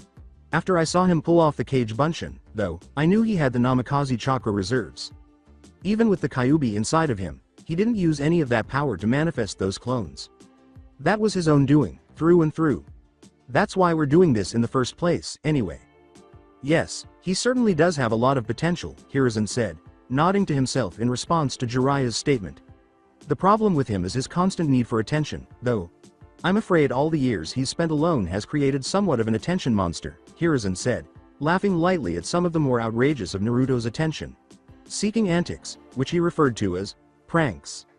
Alone? What do you mean, all the years he's spent alone? I thought he was being taken care of, Jiraiya said, abruptly stopping what he was doing and turning to face Hiruzen. Hiruzen glared at Jiraiya. Didn't you know? Naruto was banned from the orphanage when he was 5 after he had a run-in with some bullies in the streets one day. I swore I wrote to you about that. Yes, you did, but you didn't say he was banned from the orphanage. You said he had gotten into a couple of fights and he'd be all right. What the hell were you expecting me to think? Jiraiya said, getting to her feet right away and giving Hiruzen a fierce look. Hiruzen looked at Jiraiya with disbelief. Jiraiya, I'm sorry, son, but I thought you would have known that the orphanage doesn't tolerate violence. You were in the exact same orphanage when you were younger. Jiraiya sat back down and leaned heavily into the back of his seat, closing his eyes tightly in frustration. Hiruzen was correct. He was aware of that. That one rule had just slipped the sage's mind. It had entirely eluded him, for it had never been a problem for him. However, when I said he'd be fine, I truly meant it. I don't think he liked living in that orphanage. He was always appearing in front of me pale and weak, as if he were sick or malnourished. Once he was out of the institution, he suddenly started gaining weight and life into his body. Even with the measly stipend I was allowed to give him. After opening his eyes again, Jiraiya gazed at the ceiling for a minute. They were torturing the boy. He only said that, but Hiruzen, who had already had it looked into, found it sufficient. Yes, I had it looked into shortly afterward. The orphanage was overrun at the time due to the recent attack by the Kyuubi, and the caretakers blamed Naruto not only for the lack of money for the other children, but also the fact that those same children no longer had parents in the first place. They had placed all the blame on a single child who could barely determine left from right. The library's cramped corridors were silent. Hiruzen could have sworn he saw something wet fall onto the parchment as Jiraiya swiftly lowered his head to concentrate on creating his seals. Jiraiya had taken a few minutes to gaze at the ceiling before silently going back to work. The Sandaime asked no more questions of his former pupil. As Jiraiya and Hiruzen stood at the western gates of Konoha, the sun had sunk somewhere just above the horizon. In the space between the sage's left hand and the floor, a huge scroll with a strap dangling loosely from its edges was the result of his and the Sandaime's late night and early morning labors. Jiraiya was okay. This first day wouldn't be too hard anyhow, and he was used to not getting much sleep. Travel was the only activity scheduled for most of the day. But while he waited for his charges to arrive, he did yawn a little. It should come as no surprise that Naruto arrived first. For both men, this was both a boon and a bane. Naruto had needed to talk to the Sandaime in particular before he left, but his innate ebullience might have been a little too much for the two elderly, sleep-deprived men. Naruto waved excitedly. "Morning, old man." Arisenin, as Hiruzen looked at Jiraiya at the use of the new nickname. Using his right hand to rub his face roughly, Jiraiya let out a small groan and said, "I told you not to call me that, you little twerp. And what happened to Sensei?" Didn't sound right, you know. Arisenin much better, Naruto said, scratching his head. What the hell does that make sense? After deciding it was not worth the effort, Jiraiya threw the massive scroll at Naruto, causing him to collapse on his back due to its sheer weight. Naruto stood up and leaned his weight onto the enormous parchment, which was almost as big as him. "Whoa, hey, watch it, Arisenin. What the hell was that for, you know? And what the hell is this?" He fumbled with it. The scroll was nearly identical to the forbidden scroll he had stolen 2 days prior, so Naruto was right to be upset. "Wait a second, I recognize this thing. Hey, you can't take this out of the tower, you know? I got into a lot of trouble over this thing." "Relax, Naruto. That isn't the forbidden scroll you're thinking of," Hiruzen intervened to soothe the kid. "You can't actually open it yet, but it is a facsimile of the same scroll you took. Though it doesn't contain any of the actual forbidden jutsu that are contained in the real scroll." As the Sandaime spoke, Naruto had been tinkering with the seal that was over the center, attempting to remove it. As expected, it refused to open. "If it doesn't open, what's the point, you know? I thought scrolls were meant to be opened." "We'll go over it later, but for now, I want you to get used to the weight and carrying it around like this," Jiraiya began, pointing to a smaller but similar looking scroll around his back. "That's not how this one works, kid," he said, "because it has a seal that will only open when the time is right. When that is entirely up to you and your efforts. Just tie it on and get ready. Oh, and place your luggage here." With that and a flourish, the white-haired man placed a long scroll with a big circle in the center and various seals on it. Taking the obvious cue, Naruto put his bag inside the circle. Right then, Fuin. A puff of smoke instantly vanished along with Naruto's bag. "What? Hey, where'd my stuff go, you know?" Jiraiya pointed to the circle where the bag symbol was now splayed and said, "Of course I know, brat. It's sealed in the scroll. As long as I'm around, you don't need to carry anything. We'll take it back out when we make camp or you need it for anything." Although Naruto appeared somewhat perplexed, he assumed it was safe because the elderly man was not speaking. "All right, but nothing had better happen to it, you know. There's stuff in there I can't lose," he said. Putting his hand on the boy's shoulder, Hiruzen calmly approached him and said, "It'll be fine, Naruto. I needed to talk to you directly before you leave, though, and I think it's best we do this in private, so why don't you come with me for a minute?" Naruto furrowed his brow at the Hokage, wondering what he might want to discuss with him, since he had never asked the man a question before. Why begin now? After giving a slow nod, he trailed the Sandaime past the gates and into some brush on the left. Hiruzen spoke slowly and steadily to avoid frightening the boy, who had his arms crossed in a loose grip. "Now, Naruto, I know this is rather sudden, but we have to talk a little bit about what happened with Mizuki the other night. Due to the nature of things, I haven't gotten a chance to talk to you yet about anything," Hiruzen said. Still taken by surprise, Naruto began scanning the area anxiously for any potential listeners. Hey, old man. I dunno what you're talking about, you know. That bastard Mizuki was just a traitor. I thought Iruka Sensei told you everything already?" he said. At Naruto's attempt to sidestep the topic, Hiruzen scowled a little and said, "Naruto, I know about the Kyuubi." Naruto instantly froze. His eyes resembled those of an animal that had been captured. It's all right, Naruto. What Iruka told you is true. You are not the demon itself. In fact, you are its jailer, a person who should be regarded as a hero and sacrificed for the greater good of the village. I tried my best to get that across to the villagers, but the damage that had been done went far too deep and affected far too many people for me to be able to control their actions towards you. At which point the Hokage got on his knees, laying his forehead on the ground in a servile posture, and for that I am deeply sorry. I can no longer change what was in the past, but I can only hope that one day you can forgive this old man for his follies. Naruto felt very uneasy all of a sudden. The Hokage apologized to him while in a dagiza. Well, you know, for the first time in his life, he couldn't think of anything to say. The Hokage leaned back into a kneeling position while remaining on the ground and said, "It's all right, Naruto. Your pain can't be let go that easily. It's not that, old man. It's just, you know, I only found out about it the other day. It's not like I've been thinking a lot about it. To be honest, nothing's changed except that now I know why everyone's been so weird to me my whole life," Naruto said, blushing slightly at his situation and beginning to scratch the back of his head nervously. "I don't blame you or anything, you know. It's my problem, but it hasn't gotten me down, yet. I figure so long as nothing happens, everything will be good, you know." Naruto smiled at the elderly man, who was now grinning slightly. Hiruzen had no qualms about it. "You don't know how much that means to me to hear you say that, Naruto. You are truly your father's son," he said. Naruto believed that his father had simply perished in the attack 12 years prior, and that he had been a ninja like most of the people he knew. Naruto had stopped blushing and was lying cross-legged on the ground. "Hey, don't really know what that means, but whatever you say, old man," he said. "But I dunno why the Yondaime chose me of all people for this thing." "Naruto, do you know what a Jinchuriki is?" asked Hiruzen, who was now seated with Naruto, with a small smile. "No idea. What is that, some kind of food?" Naruto said, shaking his head at the Hokage. Chuckling, the Sandaime nodded. "No, Naruto, a Jinchuriki is an ancient word used for those that become sacrifices for the greater good. It is commonly used nowadays to describe people in your unique situation. You're not the only one, you know." "What do you mean I'm not the only one?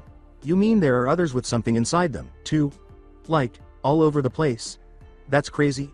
Why would anyone do that, you know? That's super dangerous," Naruto asked, his curiosity reaching a peak as he tilted his head intently. "Actually, it's the exact opposite of dangerous. It's the only way to prevent destruction like the Kyuubi caused 12 years ago. And as for why you were chosen, a Jinchuriki is best when they are newly born and their chakra pathways are just developing. You happen to be the only child born that day, and so you were chosen to be the Kyuubi Jinchuriki. And Jinchuriki aren't all over the place, there's only a select few of you out there. Each village has at least one in order to maintain balance." "Okay. I kinda get that. But why don't you hear about him, you know? Why's everything gotta be a secret and stuff? I mean, I get why I don't want to tell anyone, but I'm the only me out there, right?" Wondering what to do next, Hiruzen scratched his beard. "I think we'll have to save that for some other time, Naruto. As for why no one knows, that's actually my responsibility. I enacted a law that forbade anyone who knew from telling you in order to keep you safe from some of the more radical types that would have wanted you dead." He was already concerned about how much he had given Naruto, and stated that too much information might be detrimental at this point. "You have the right to tell anybody you want, whenever you want, that is your right." Hiruzen saw that Naruto was now staring at the ground in fear and worry as his voice began to wane. "I dunno if I want to tell anybody about this thing. If I do, they'd probably hate me, you know. I don't think. I dunno about that." Naruto scowled. The Hokage put his warm hand on Naruto's shoulder and said, "Naruto, there are people in this world that you can trust. People who will appreciate and know you for who you are. Your teammates will probably be those very people. They're those whose lives are in your hands, and yours in theirs. The trust that comes from that is something that is indescribable. You will understand when the time comes." Hiruzen was now staring into Naruto's upturned eyes, so overcome with fear and pain from the past that he didn't seem to acknowledge the Hokage's words. "At that time, you should tell your teammates. It is only fair, as they will begin sharing with you the things they themselves fear and their own pain and sorrow. That will be the very foundation of the trust you will build among yourselves, and that is something that will never be broken. Do you understand?" "I think so, old man. So, what you're saying is that if we don't trust each other, we're gonna end up being totally worthless, you know?" Naruto said, turning back to the Sandaime after a minute of averting his gaze. The Hokage got up and helped Naruto up, saying, let's go back and rejoin your team. I'm sure both Hinata and Shikamaru have arrived by now. Hiruzen laughed and shook his head slightly, saying, yes, that's somewhat the gist of it. But you'll understand the more difficult parts as you grow and learn more about the world. With the Sandame's hand on his shoulder the entire time, Naruto nodded his head and walked back in silence. Shikamaru and Hinata were indeed waiting for them when they turned the corner back into the village. Their bags had already been sealed inside one of Jiraiya's scrolls. With haste, Naruto flashed one of his signature smiles and gestured to his group. He grinned so broadly that his eyes were closed. Yo, about time you guys showed up. I was just talking with the old man about taking over his job when he's too old to move, you know? Someone's gotta do it, he said. Hinata had committed this act before. That smile was familiar to her. When his eyes wouldn't show, he would pretend to smile. It always made her sad, and she had a sneaking suspicion that Naruto's conversation with the Hokage had nothing to do with his work. It was a pretty weak excuse to begin with.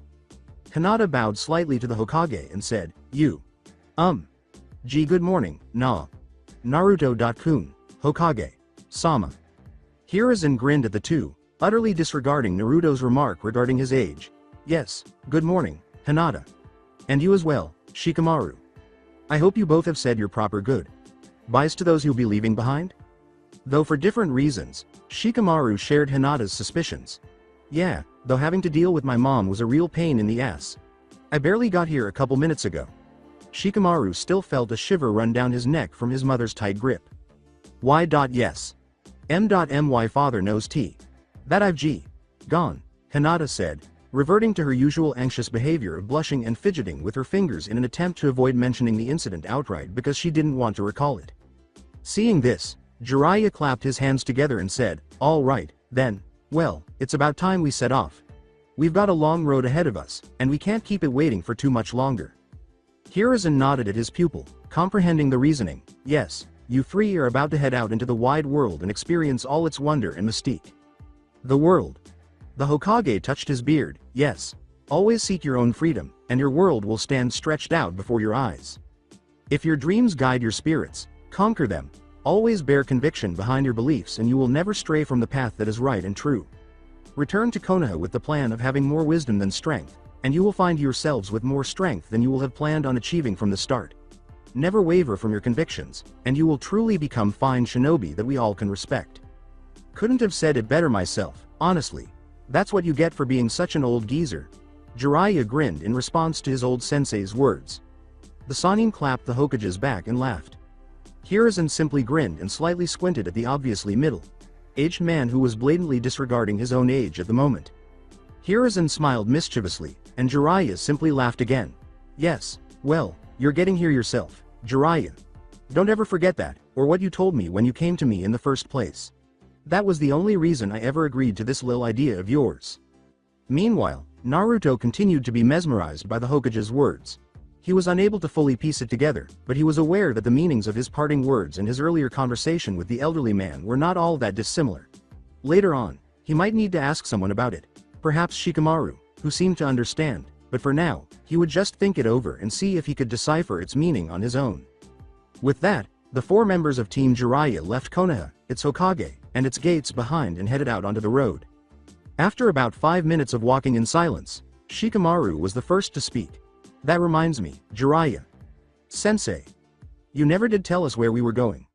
I didn't ask before, since I figured it was probably supposed to be a secret, but now that we're on our way shouldn't we have an idea? Jiraiya smiled at the three and said, I guess that's probably important, huh? Well, for now we're headed to a megacure. What just did he say? To put it mildly, Naruto was perplexed. He had been trying, but failing miserably, to make sense of what he and the old man had discussed. He wanted to understand now, damn it. The blonde recalled that the Hokage had promised that he would, eventually, understand. Eventually. Who knew what that was? But Shikamaru's unexpected charge ahead of Arisenin distracted him. He hadn't been listening, so he didn't know what was happening. Hey, Shikamaru. What's going on, you know? Why are you making a big scene all of a sudden? Instead of turning to face Naruto, Shikamaru had his hands out in front of Jiraiya. Sensei, attempting, and apparently succeeding, to get the older man to stop. Although Jiraiya Sensei was undoubtedly motionless, there was no sign of worry on his face about Shikamaru's antics. Hinata appeared very agitated as she told Naruto what was happening. Naruto.kun. Jiraiya. Sensei said that we were headed to aim Omegakure no Kuni. She knew all the stories about Omegakure no Kuni, and Omegakure in particular. Naruto's expression remained bewildered as he gazed at the flushed Hyuga. So what's the big deal, Hinata? It just sounds like there's a lot of rain, you know. That can't be too bad.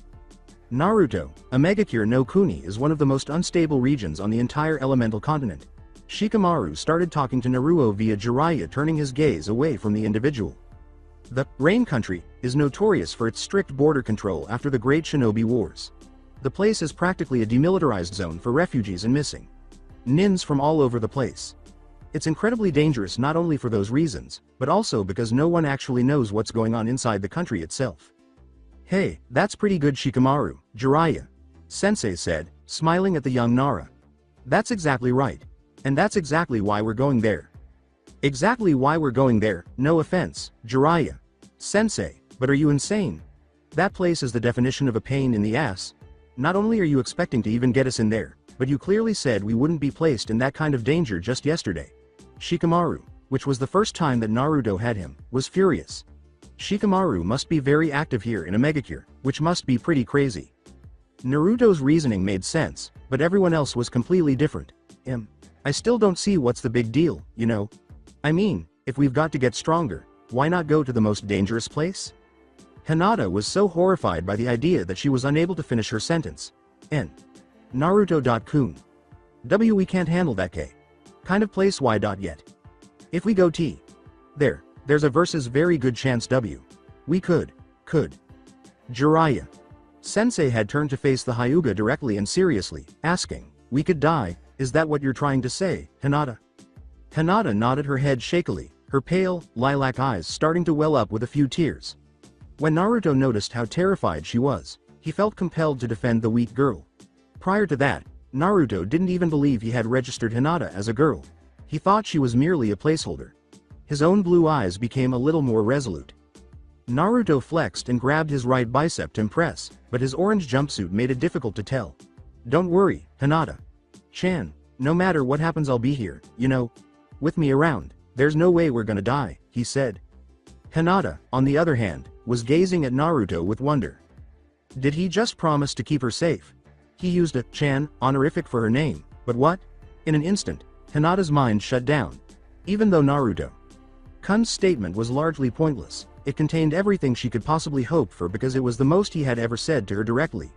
Before her eyes rolled back into their sockets and she turned into dead weight, her entire face was covered in an intensely bright shade of crimson. Hinata-chan? Oi! Hinata-chan? Naruto had looked on as the girl changed into a potato sack. Or was it better to use tomatoes? Although Naruto had no idea why he was considering produce, he was aware that Hinata was going to take a serious blow to the head. He didn't think he would reach her in time because, regrettably, he wasn't very quick with this enormous scroll fastened to him. Oh, we can't have that, little missy. Jiraiya had suddenly materialized, snatching the unconscious girl and gently lowering her to the ground while he began searching for something in his robes. Oi, Arasenin. What the hell happened to Hinata-chan, you know? If she's that scared of this aim, whatever place, I don't think it's such a great idea anymore. Jiraiya quickly located the bottle of smelling salts he was searching for and began pointing it at Hinata's nose. The ability to be ready for anything was something Jiraiya valued highly. Even though it wasn't the main reason he had the salts on him in the first place, that included young girls fainting. Relax, brat, she'll be fine. I think she just became overstimulated by a whole lot of things. The effects of the salts caused Hinata's face to twitch, and her eyes gradually opened to gaze at Jiraiya. Sensei's broad face bent over her. What happened? She sat up slowly before Jiraiya. Sensei put his hand on her shoulder. All I remember is having the most realistic dream of Naruto-kun, she wondered. Jiraiya. Sensei smiled softly at Hinata as he removed his scroll, allowing her to place her head on the somewhat soft parchment rather than the ground. Not so fast there, little miss. If you get up too quickly, the blood will rush to your head, knocking you out again. Just relax for a minute. I don't think we'll be going anywhere until I talk to you guys for a bit anyway. Shikamaru remained where he had been for a while, briefly concerned about Hinata before returning to the primary issue. Jiraiya. Sensei, I know you think you know what you're doing, but in this case I can't in good conscience go through with such a reckless plan as to go to a megacure. It probably isn't that big of a deal for you, but for 3 genin that place is entirely too much. While examining Hinata, Jiraiya sat on the ground with his head bent, but he could still hear Shikamaru's argument. He sighed and closed his eyes, then opened them again, though they appeared a little far away now. Since she was the only one who could see his face, Hinata became aware of the change and appeared to be a little taken aback by his expression. It appeared to be almost wistful. Naruto began to smile, but Jiraiya stopped him in his tracks. And no, Naruto, it's not because you're on the team, he said, getting to his feet, it's because I'm here. For your average ninja squadron, I would say you were right, Shikamaru. It's not important to know the details, but a long time ago I trained 3 other kids about your age in a megacure. They were maybe a year older, but they were still kids. They didn't even have your initial training from the academy. The time that I trained them was during the 3rd Great Shinobi War. The place was chaotic, but nothing ever happened to those kids while I was there, Jiraiya said, turning to Shikamaru with his arms crossed. And I was there for 3 short years. We won't be there nearly that long, and we have to go there in order for me to meet a contact and take care of some business. All of which is stuff you 3'll need to be learning, especially you, Shikamaru. In addition to what Jiraiya, Sensei said, Shikamaru faltered a little because of the noticeable tone of his voice. What was he discussing? Shikamaru assumed that if Jiraiya, Sensei wanted him to know more, he would tell him, even though it was obvious that he knew more than he was revealing. Shikamaru made the decision to do nothing, but he was still not entirely certain that their planned course of action was the best one. But Jiraiya didn't miss it because of his slack posture, which revealed that he had lost the argument. Jiraiya said, well now, turning around and bending down to see how Hinata was doing once more. I think you'll be all right now, Ojoyu, Chan. After giving a small nod, Hinata took Jiraiya, Sensei's hand in support. Thank you, Jiraiya, Sensei. The girl was given a smile by Jiraiya, who said, don't mention it, but we're definitely going to have to work on your tolerance to certain things. Although the girl couldn't tell much from Jiraiya's eye, Hinata blushed at the implication he was conveying. Meanwhile, Naruto had been strangely silent for longer than anyone had realized. A few things were bothering him now, but he used both hands to slap his face to get some much-needed focus. He could take care of those things later. Alright. Now that Hinata, Chan's better and I think Shikamaru's found that the whole thing's just a major pain in the ass, let's go, you know. We've just been standing around here forever, Arisenin. Jiraiya rolled his eyes at the remark, but he didn't answer because he understood Naruto's reasoning. He looked at his 3 students for a moment and said, now's a good time as any for one of your first lessons in spy work. Instead, he clapped his hands once, his usual way of getting their attention. Naruto's actually right for once, we've lost some much-needed time standing around here, however. The 3 genin gazed at the sage incredulously, wondering how he could possibly teach them on a deserted road. Putting his big hand over Hinata's head, Jiraiya said, Lesson 1. Blending in. For now, we'll just do this, henge. Hinata blinks as Jiraiya retracts his hand. A henge? She was suddenly very anxious because both boys were looking at her face. Shikamaru was even slack-jawed, but their faces were slightly flushed. What's happening? The position of Jiraiya. Sensei's hand prompted her to quickly realize what had happened. Why are they both looking at me like T.th? What did you do to my eyes, Jiraiya? Sensei. Oh, nothing much. Just added a bit of color. We can't have a main branch Hyuga member just walking around in the open. Far too enticing for any rogue ninja that may pop up. I'll take it off once we reach a secure location, but while we're out in the open like this you're going to have to keep up appearances. Jiraiya smiled and turned to face the 2 kids who were now diligently avoiding Hinata's gaze. Oh come on. Don't you 2 go all ga over a pair of pretty eyes on me now. If that's all it takes to get you 2 to blush, you're both gonna have rough time in the next few years. Naruto's outrage caused him to wipe away his blush almost immediately. Shut up, Arisenin. Why do you have to do that to Hinata? Chan's eyes, anyway. They were fine the way they were, you know. Did you not listen to a single word I just said? Jiraiya sighed. Naruto obviously believed the change was totally unnecessary and was unaware of what a dojutsu was. Of course I did. But why the hell would anyone want Hinata? Chan's eyes anyway? He said. Kid, do you even know what a dojutsu is? Jiraiya asked, blinking. Naruto hesitated. Naruto began massaging his temple with his right index finger, saying, What a? Of course. It's a You know, that thing. With, erg. Alright, fine. What the hell is a jujutsu, anyway? It's amazing you even graduated, Naruto. Shikamaru began to assume the explanation role. Especially considering you were in class with two people with a jujutsu. Both the Hyuga clan and Uchiha clan are known worldwide for their skills with their eyes. The Hyuga with the Byakugan, and the Uchiha with the Sharingan. Naruto vaguely remembered those words, but to be honest, he was never bothered by them and they were too much to handle, so why even bother? So what's the big deal about eyes, you know, they're just eyes. Shikamaru covered his face with his hand in exasperation. It seemed as though Naruto would have to start from scratch. Those, just eyes, as you called them, are probably the most important weapons Konoha has at its disposal. They're both incredibly rare and, with the right medical procedures, can be stolen and sold for an extremely high profit for shinobi that want the power they possess. The idea made Naruto look a little repulsed. Why would you want someone else's eyes to remain in your mind? Listen kid, think of them like super powerful eyes that can perform awesome jutsu, alright. That's basically what they are. Jutsu that one has ingrained into their very bodies, Jiraiya said, spotting Naruto's naive reasoning. With his fist in an open palm, Naruto eyeballed Shikamaru as if he were insane and said, "Oh. Well, that makes way more sense than what Shikamaru was saying, you know, why didn't you just say that?" "Because trying to dumb it down for you is too much of a pain in the ass," Shikamaru sighed. "Look, the Sharingan isn't really important for you to know about at the moment, so just have Hinata explain what the Byakugan does as we walk, okay? You can do that, right Oju? Chan?" Jiraiya said, putting his hand on Naruto's shoulder and laughing at the two boys' oversimplified thinking. Although Hinata was still concerned about the appearance of her eyes, she gave a small nod and said, "You. Why? Yes, Jiraiya. Sensei, I see. Can do that." When Jiraiya made the statement, he crossed his arms to give the impression that it was impossible. "Good, now, let's get a move on. Oh, and one more thing. Whenever we reach a village, town, or whatever, you three are to remove your ninja gear. That includes your hideout. Naturally, Naruto had different plans. "What did you mean?" He firmly grasped his hideout. "I'm not gonna get rid of this, you know. I worked super hard to get it from Iruka Sensei and almost got killed over it. There's no way I'm giving it up, you know." With a groan, Shikamaru simply began to move forward, disregarding the blonde's objections in favor of reaching his destination. "This isn't an option, brat. You're not giving it up, anyway, you're just putting it away while we're in front of other people.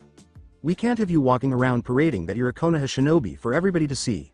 That defeats the whole purpose of blending in. This is your first lesson, remember?" Jiraiya glared at Naruto. Jiraiya also began to follow Shikamaru, eventually passing him and regaining the lead. "What? Why can't I let the whole world I'm a Konoha ninja, you know?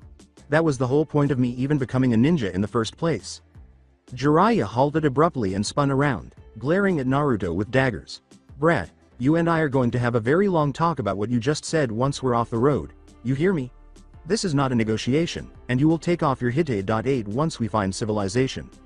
Still gripping his forehead protector as if it were about to fall off his head, Naruto simply stuck his tongue out at Jiraiya, who had turned around and was unaware of it. Hinata attempted to divert the enraged blonde boy's attention by saying, Naruto.kun. It'll be okay. Why don't I tell you about the Byakugan? Huh? Naruto turned abruptly and looked directly into Hinata's eyes, which were now noticeably violet. For a moment, he forgot all about his anger. Oh yeah. Yeah, tell me about whatever a Byakugan is. If my teammates got it, I should probably know what they can do, you know? Naruto smiled at the nearly always flushed Hinata. "Oh, okay. So, let's start with what a Keke Genkai is. What's a cake got to do with it?" At the same time, Jiraiya and Shikamaru let out a loud groan of exasperation. Now that those two had irritated Naruto, he was formally ignoring them. Hinata had spent almost an hour explaining to Naruto how the Byakugan operated. Shikamaru wasn't entirely sure Naruto had grasped the true significance of Tenketsu and why the Byakugan could be so potentially fatal to internal organs, even though he appeared to understand the fundamentals. However, Shikamaru assumed that the blonde boy would eventually benefit from practical application. He reasoned that Jiraiya Sensei would soon have a sparring against one another. In the meantime, Naruto had the impression that he had finally grasped a concept more thoroughly than he had ever done so. Though much of it was just her struggling to find the right words to describe things, Hinata had been very patient with him. Overall, he believed that Hinata was a far superior instructor to Shikamaru or even Iruka. Sensei. He had not yet included Arisenin on his list of teachers. The entire ninja accessory removal still annoyed him a little. Using Hinata's graciousness as leverage, Naruto persuaded her to explain some of the more fundamental ideas of chakra that he didn't fully understand in the academy. Luckily for Hinata, these were very simple ideas, so she had little trouble explaining nature, chakra control, and the significance of hand seals. After a few lessons, Jiraiya stopped Naruto's team just as he was beginning to absorb the knowledge like a sponge. "All right, we're coming up on a place to stop for the night," he said, turning to face Naruto and his genin squad. "You know what that means." Fortunately, Hinata's final lesson to Naruto explained why Jiraiya had them take away their tools and why her eyes had changed. Naruto removed his hideout and put it in his jacket in a convenient place, but it didn't make him very happy. Additionally, he removed his shuriken and kunai pouches and put them in the opposite side of his jacket. "You do know what go is, right?" Jiraiya hoped against all hope that he wasn't that stupid. "All right, once we cross that hill we'll be at a rest stop. After we check in, Naruto, you, and Shikamaru will be playing go until it's time to sleep." "Of course I know what go is, Arisenin, but why'd I have to play with Shikamaru, you know?" Jiraiya tapped his forehead with his thumb and said, "This is far more important for a shinobi than this. Because he's going to wipe the floor with you, brat. That's why. You're too focused on physical strength, kid. Don't you remember what the Hokage told you before we left earlier today?" Jiraiya then made a Rasengan in the palm of his hand. The display caused Naruto's eyes to pop out of his sockets. "What the hell is that, you know? You're gonna teach me that, right? Right, Arisenin?"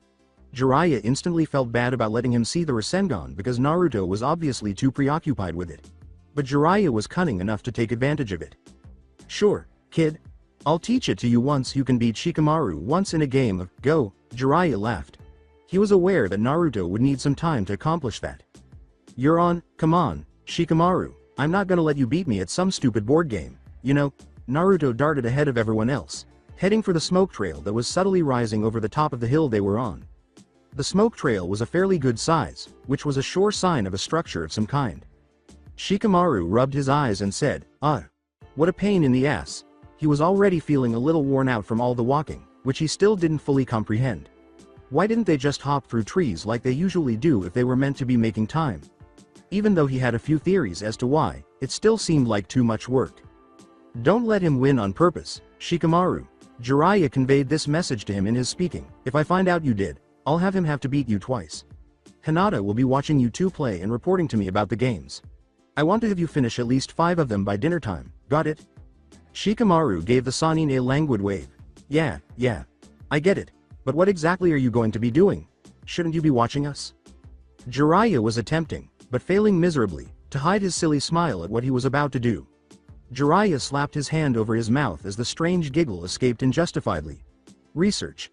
I have our financial needs to consider, you know, and as an author that's where the bulk of our money's going to be coming from."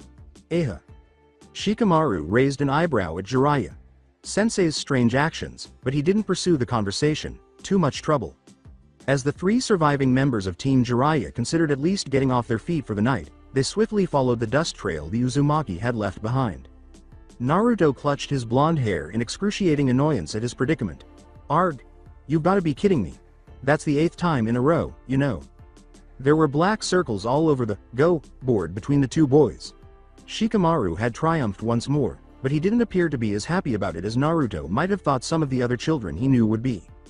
Returning to her normal vision, Hinata had been following Jiraiya Sensei's instructions to watch every game, even though she wouldn't have done so without the order.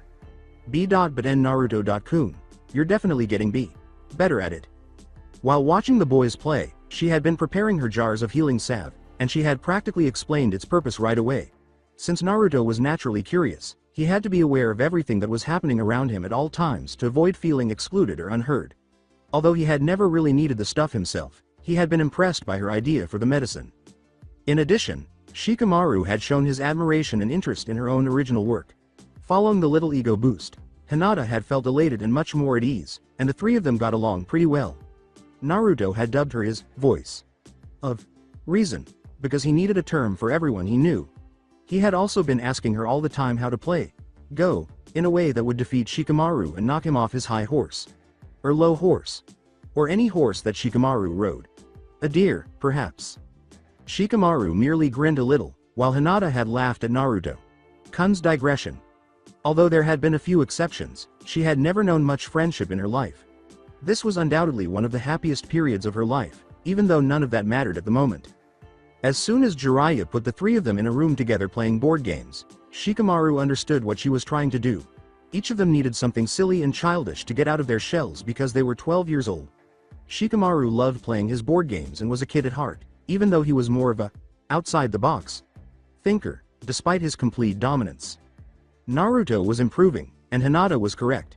Shikamaru was still quite impressed by Naruto's ability to turn seemingly arbitrary patterns into sensible moves, but only by a small amount. At least it was more engaging than playing himself or Choji, even though it was only this strange Naruto ability that prevented Shikamaru from being utterly bored. Furthermore, it was far superior to portraying his father. A white shogi separated Hinata's and the male's sides of the room that Jiraiya Sensei had just given them. Both boys were unprepared for the enormity of Hinata's bag, even though they had already unpacked and divided their belongings. It was hideous. W. Well, I kept F. Forgetting things A. and going B. Back for T. Them. Naruto's assertion that the bag must have been roughly the same size as the Hokage monument had greatly embarrassed Hinata. It was still a very big bag, but Shikamaru shook his head at the grotesque exaggeration. If Hinata hadn't been instructed not to bring a tent, it most likely could have fit one. In fact, she hadn't brought one, had she? It seems that Hinata's fingers caught her attention, and she avoided the boy's stare until she pulled out her medical supplies in the middle of the fourth game. N.N.O. T. There's no tent. Hinata had been gradually introduced to the two boys bantering by the end of the 10th game. To demonstrate that she felt more at ease with Shikamaru, she even started referring to him with a.kun. Shikamaru remembered how uneasy she was around Naruto.kun, and laughed to himself, even though it was typical of her behavior. Shikamaru had been wondering where Jiraiya Sensei had been all along at this point. Two of Shikamaru's stones were turned over by Naruto, who said, "He's probably doing something perverted, you know." When Jiraiya Sensei's hobbies were implied, Hinata blushed and said, "N. Naruto.kun. That's not very Pages polite."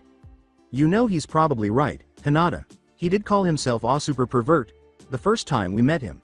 Shikamaru gave Naruto's move a small chin rub before tossing 4 of Naruto's stones over. "Oh. You've gotta be joking. I didn't even see that, you know." Naruto expressed his frustration once again at Shikamaru's more nuanced maneuvers. Hinata tried to sound hopeful, but her total lack of confidence made it sound unconvincing. But we don't really know what Jiraiya Sensei's doing. He circa could be on Page's patrol, couldn't he? The door to their room slammed shut behind a panting, sweating sage before Shikamaru or Naruto could respond to Hinata. Jiraiya signaled that no one was allowed to speak by putting his finger to his mouth. All of a sudden, a lot of footsteps and hushed voices came from outside and ran down the corridor. Nobody knew exactly what they said, but Jiraiya Sensei slid down the door, sighing as the sounds faded away, suggesting that he was in trouble. Jiraiya immediately recalled that he wasn't alone in the room and that he had just all but confessed his guilt. Whew. That was close. After that, Jiraiya was obviously unable to think of a good reason. Ahahaha. While Hinata thought her fingers and the floor were the most fascinating things in the world, which was saying something given who was in the room with her, both boys simply gave Jiraiya a glare of accusation. Before pulling out his small notepad and starting to write as inspiration struck, Jiraiya nervously laughed again. "Don't mind it, guys. This was just an excellent time to show you all how to avoid being caught when discovered, right? Perfect timing," he said. Oh, that's good. MMHMM. Jiraiya was pointedly ignored by the boys, who returned to their game. The futons were spread out on the floor, Hinata was already on the other side of the divider, and everyone had started getting ready for some much-needed sleep as it was growing late. Jiraiya signaled his students' attention with his now familiar clap while wearing some long, light, blue pinstripe pajamas. Before he produced 3 slips of blank paper, he waited until Hinata had tentatively opened the divider, still dressed in her day clothes and unsure of what to anticipate. Given the Genin's perplexed expressions, Jiraiya asked, "Do any of you know what these are?" He started giving each preteen a slip of paper, saying, "I wouldn't expect you to quite yet, so don't worry if you don't."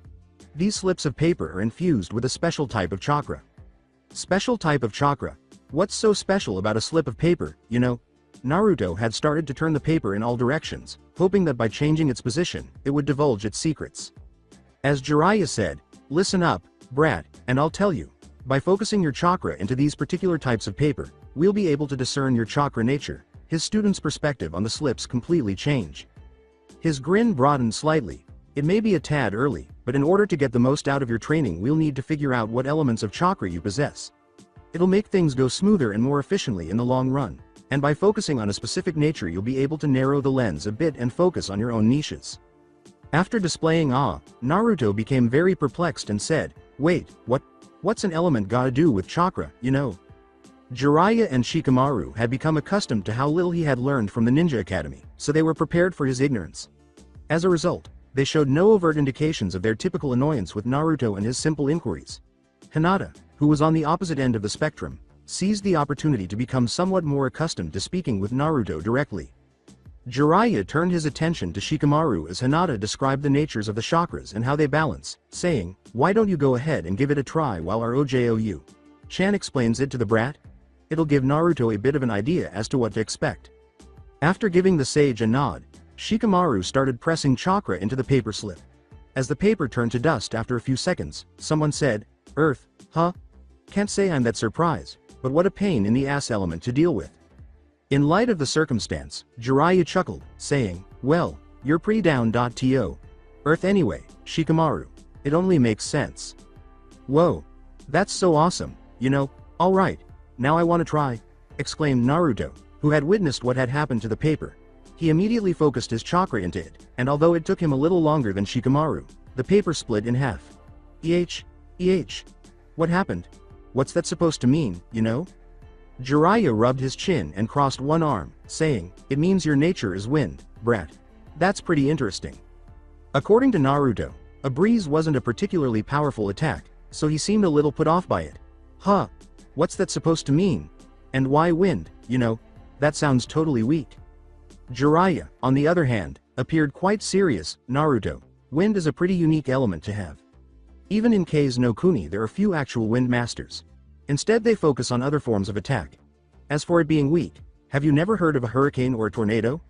Those are a couple of the most powerful forces of nature in existence, and both of them are made up, primarily, of wind. It's not a force to be taken lightly." "That's so awesome, you know. You mean I can pull off jutsu like that?" Naruto exclaimed, suddenly feeling a whole new respect for his nature. He laughed and replied, "Not exactly, kid. Those were just examples. Even though it takes on its nature, jutsu can't replicate forces of nature to that degree. Though with some effective control and training, you could definitely pull off some powerful effects. Just be extremely wary of fire." Hinata had just described how each element plays off the others, and Naruto wasn't going to forget that easily, so he nodded while continuing to look at the split paper. Hinata blushed naturally at the unexpected attention from everyone, but Jiraiya smiled and said, "Now, OJOU Chan, you're the last one. Let's see what you've got, Oh. Okay, Jiraiya. Sensei." Hinata's expression abruptly became intensely focused. She held a wet piece of paper in a split second, saying, "It looks like, you. Water?" She had been practicing chakra control long before Naruto or Shikamaru. The Sannin gave a nod, again, not a surprise. Whereas Naruto is a lot like the wind. Uncontrollable and unpredictable. You're a lot like water. Gentle and flexible, but don't let that deceive you, either. Water is a highly adaptable element, and is one of the more stable. It can crush anything, but it can also be used to support your own attacks very easily, Jiraiya said with a brow furrowing before, "I like it. That's fantastic. All three of you have elements that work well together, and that's always a plus. Don't stress too much over it for now. This was mainly for my own knowledge so I'll know what to focus on with you in the future. You guys still haven't even learned how to properly control your chakra to climb trees yet, and that's just the first step. That's it for now, though. I want all of you to hit the sack. We've got a fair bit of a ways to go, so we're going to be doing some exercises to speed us up a bit tomorrow. I want you all rested for that." Jiraiya had already switched off the lights, but Naruto was frantically trying to figure out why the hell climbing trees was such a big deal. Since the boys were already dressed down, Hinata had no trouble seeing in the dark with the Byakugan, so she scuffled back to her side of the divider and quietly closed it. she became acutely aware of what Naruto-kun had on his head at that precise moment. Hinata's face turned a deep apple red. The nightcap had fit him and his character like a glove and had looked cute on his blonde head. A little self-conscious, but not particularly concerned that any of the boys would try to peek, she began dressing down herself. The boys already sounded like they were asleep, and the sound of their breathing from the other side of the room was nearly too loud. She did, however, glance around her bag a couple of times while she was going through it before removing the big stuffed fox out of embarrassment. Hinata had honestly taken it as her final medication, and she had started to worry that she wouldn't have been able to sleep without it. She had used it as a source of comfort for a very long time. With haste, Hinata grabbed the plush animal and ran under her sheets. She did not want anyone to see it. It felt like anyone could be watching her right now, but she knew she'd have plenty of time in the morning to put it back. Meanwhile, Naruto remained conscious. He had never been one to fall asleep easily, and then he realized that Hinata was on the window side of the room, and he couldn't see the window from where he was. As long as he could see the moon, he usually had no issues, but he was aware that he stayed up much later than he preferred when the moon was new or obscured by thick clouds. With a sigh, he accepted that he would have to spend some time looking at the ceiling. He had a long night ahead of him. There was always something mystical about the forest in the early morning. Just above the forest floor, a layer of fog covered all the low vegetation with a thick layer of dew. It would be difficult to hear or see any of the area's awakening fauna due to that moist layer. Additionally, it provided a real cushion when the unnaturally orange and blonde figure fell through low hanging branches once more. Naruto started to yell, "Guawa! Ah! Ah! Oof!" But his cries were interrupted by a loud whump as his body expanded the indentation that was already forming on the forest floor. The wanton destruction caused by the body of her not.so.secret.except.to. Idiot's crush distracted Hinata, who was sitting a short distance away with her eyes closed, from her chakra control exercises once more. Since Jiraiya Sensei had caught her the previous few times and had explicitly told her not to stop her activities unless there was an enemy attack, she restrained herself from going over to check on him once more. In addition to having her focus broken every few minutes, Hinata felt completely worthless because there was nothing she could do to address the root of her inability to concentrate. Meanwhile, Shikamaru was dozing off beneath the leaves. Shikamaru was just a little over halfway to the goal, while Hinata had finished the exercise in what seemed like record time, primarily because of her nearly flawless chakra control as a Hyuga. All he had done was use the halfway point as a signal that he could at least rest for a little before continuing. Naruto's noise didn't bother him too much because he had become accustomed to it after more than an hour of it. Naruto sat back up after a brief pause and gazed down the tree as though it were jarring him. He failed to understand. Not at all. What had he done so incorrectly? Almost on her second attempt, Hinata-chan had succeeded. Furthermore, how did Shikamaru surpass him in status? Erg! He exclaimed, frantically rubbing his hair. Why can't I climb a stupid tree, you know? The three had been brought to this clearing by Jiraiya, who had woken them up very early, nearly immediately after dawn, after they had eaten a modest breakfast. He had described how mastering the art of climbing trees solely with your feet laid the groundwork for improved chakra control and increased chakra usability. Naruto had stated that he would complete the task in 2 hours after he said it was one of the fundamentals for any active ninja. Jiraiya simply arched one eyebrow. Oh really? He had replied, alright then, if you don't learn how to climb a tree with your feet within that time frame, you've got to learn how to do it with the scroll on your back. I detested that scroll, Naruto. At first, it wasn't that heavy, but after carrying it on his back for the entire day yesterday, he felt as though it was pulling him downward. In addition, he was unable to open the fucking thing. Naruto was certain that Arasenin only intended to make his life outside of Konoha a miserable hell. In any case, where had that pervert disappeared to? Jiraiya was a short distance away, and he could still hear Naruto's repeated cries of pain as the child fell. After finishing his writing on his little piece of parchment, the Sannin rolled up the small scroll and sealed it with a touch. Sensitive seal. Only when a particular person touched the seal would it unlock. Otherwise, the message would vanish into thin air. Jiraiya summoned a small, black messenger toad by flipping the epistle through his fingers and then slapping his hands together and then the ground. Only his contacts, who were dispersed across the continent, used the black messenger toads. Each was given a unique contact, and these particular toads were able to quickly determine whether or not the contact they were given was authentic. They had unreal senses of smell.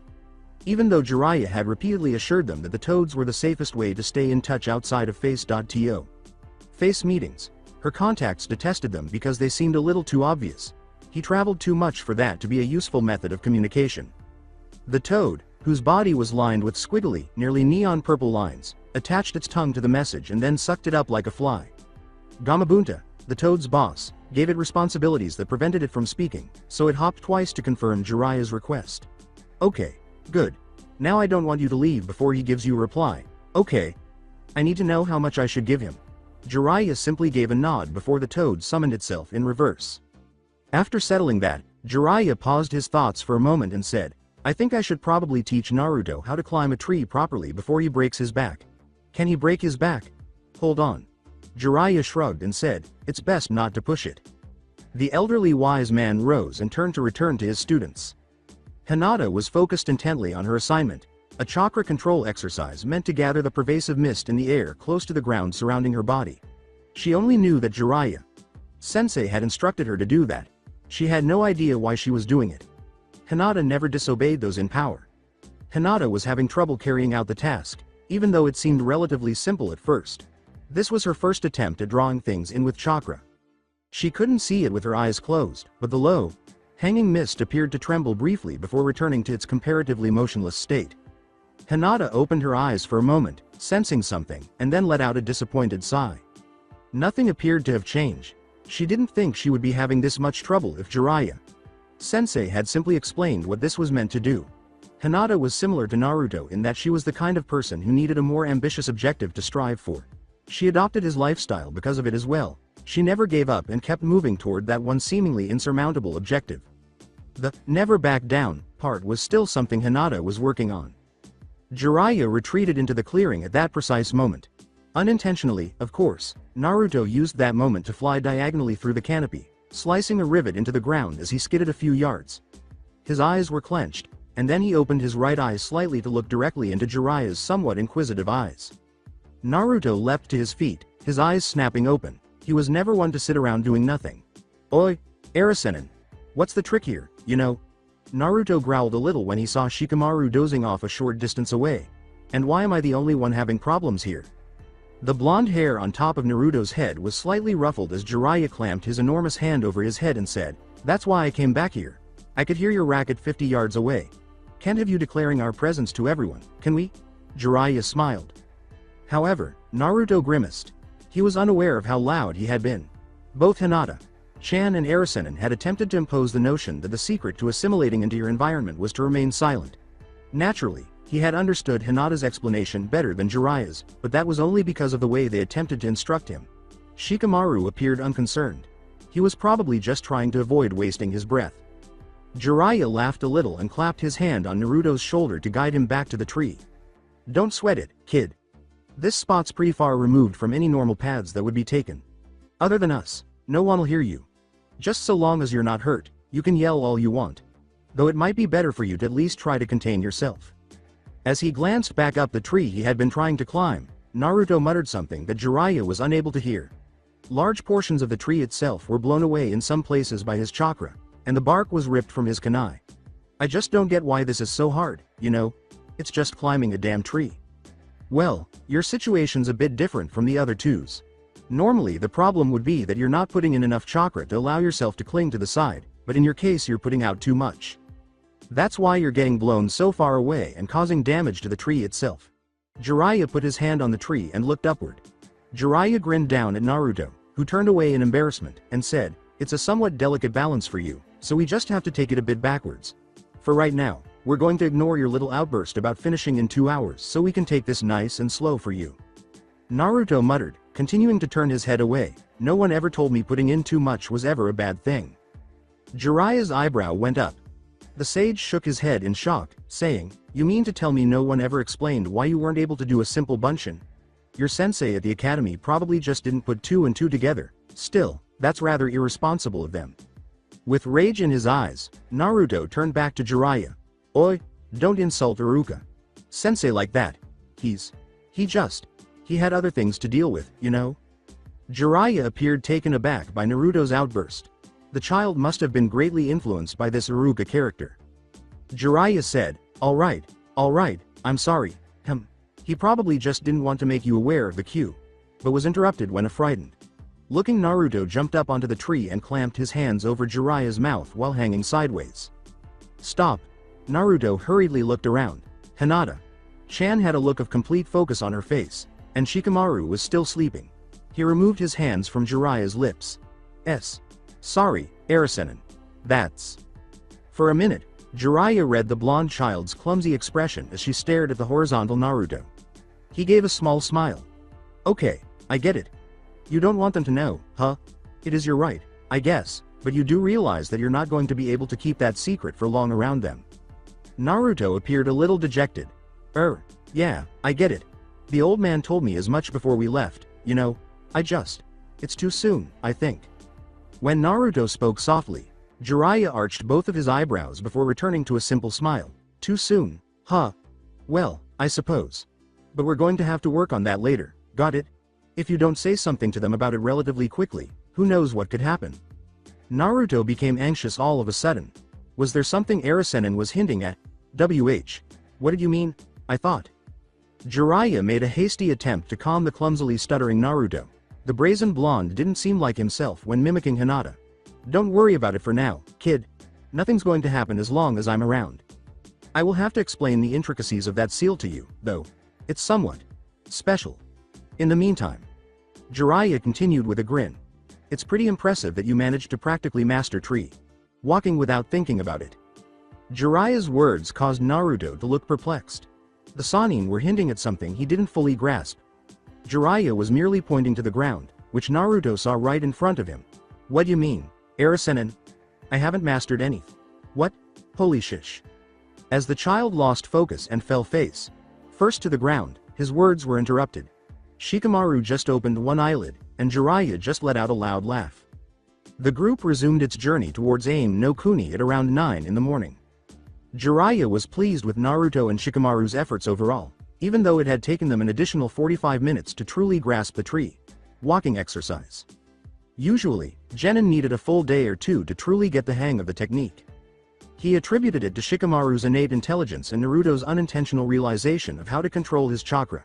Jiraiya gradually increased the weight Naruto would support until the child could appropriately climb up and down with the heavy scroll on his back after Naruto had a sense of what had happened. Naruto was a practical learner, and the sage recognized that before he truly understood something, the child needed to see and feel how it worked. That was relatable to Jiraiya. What had really surprised me was Hinata. Jiraiya tried to explain it, but he was unable to understand why Hinata was so adept at the technique. Yes, she had the Byakugan and Hyuga training to help her, but in that short a time, it was absurd. Because she would need them sooner rather than later, the sage had put her on some increasingly challenging exercises and continuously monitored her with his peripheral vision. Though it didn't appear from the expression on her face that she understood, Hinata appeared to be grasping the concept. The Sannin grinned at the girl who had been walking with her face to the ground in defeat. Listen, Oju. Chan, Jiraiya said, moving back behind the group where Hinata had been walking. It seems to me that you're taking it a bit hard on yourself. Jiraiya. Sensei. I'm so sorry, IFIW. We're just AB. Better N.Ninja IG. Get it. Hinata quickly looked up at the white-maned man after hearing Jiraiya Sensei speak to her out of the blue. Jiraiya rubbed the girl's indigo hair and raised an eyebrow in amusement. What are you talking about? I've never seen anyone complete the tree exercise that fast. No one who wasn't a good ninja could ever have been able to accomplish that feat. You should be proud. The contact and the compliment simply made Hinata flush. She never received any praise. And about that exercise I'm putting you through. Don't let it bother you too much if you can't see the results of your effort. Jiraiya gave the girl a wink. I can tell it's coming to you. It's a delicate technique, but it's one you're going to have to get down pat if we're to go on to the next step. For now, just try to remember what it feels like to draw the moisture in.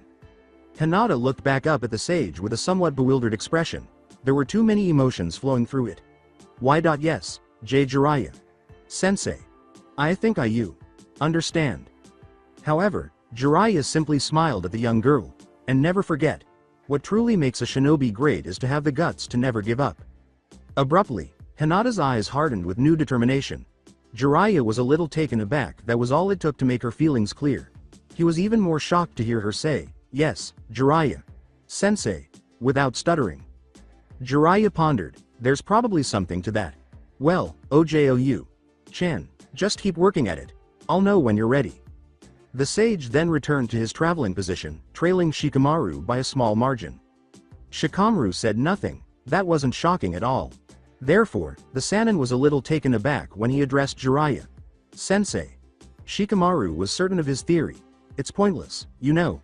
Hinata hasn't the slightest bit of confidence in herself. A few words from you won't get past that. Hinata's confidence was unfathomable, and she was weak. Jiraiya was speaking softly so Shikamaru could hear her. Kid, when you're 12 years old it feels like the world is out to get you. It's kind of a bother, but certainly not a pain in the ass as you're obviously thinking.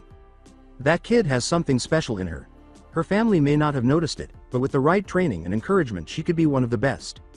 Even more so than that Neji Hyuga I kept hearing about. Shikamaru sighed. Whatever you say, Sensei. However, it was obvious that he wasn't persuaded. Jiraiya clamped his hand down on the pineapple's head and said, now as for you. You've got other problems. Confused, Shikamaru turned to the Sannin. Problems? What are you referring to, exactly? Jiraiya's grave expression conveyed to Shikamaru the gravity of the situation. You take things for granted. Everything's a pawn to you. I know it's your own way of avoiding responsibilities, but that's got to clear up real fast. This training won't go as smoothly if you can't take the time to put forth some effort. Shikamaru let out a sigh. Well, sorry if I just don't find the things we've been doing as exciting as the other two. And that's just the problem. Before too long those two are going to eclipse you in strength and efficiency. We're going to have to work on your work ethic.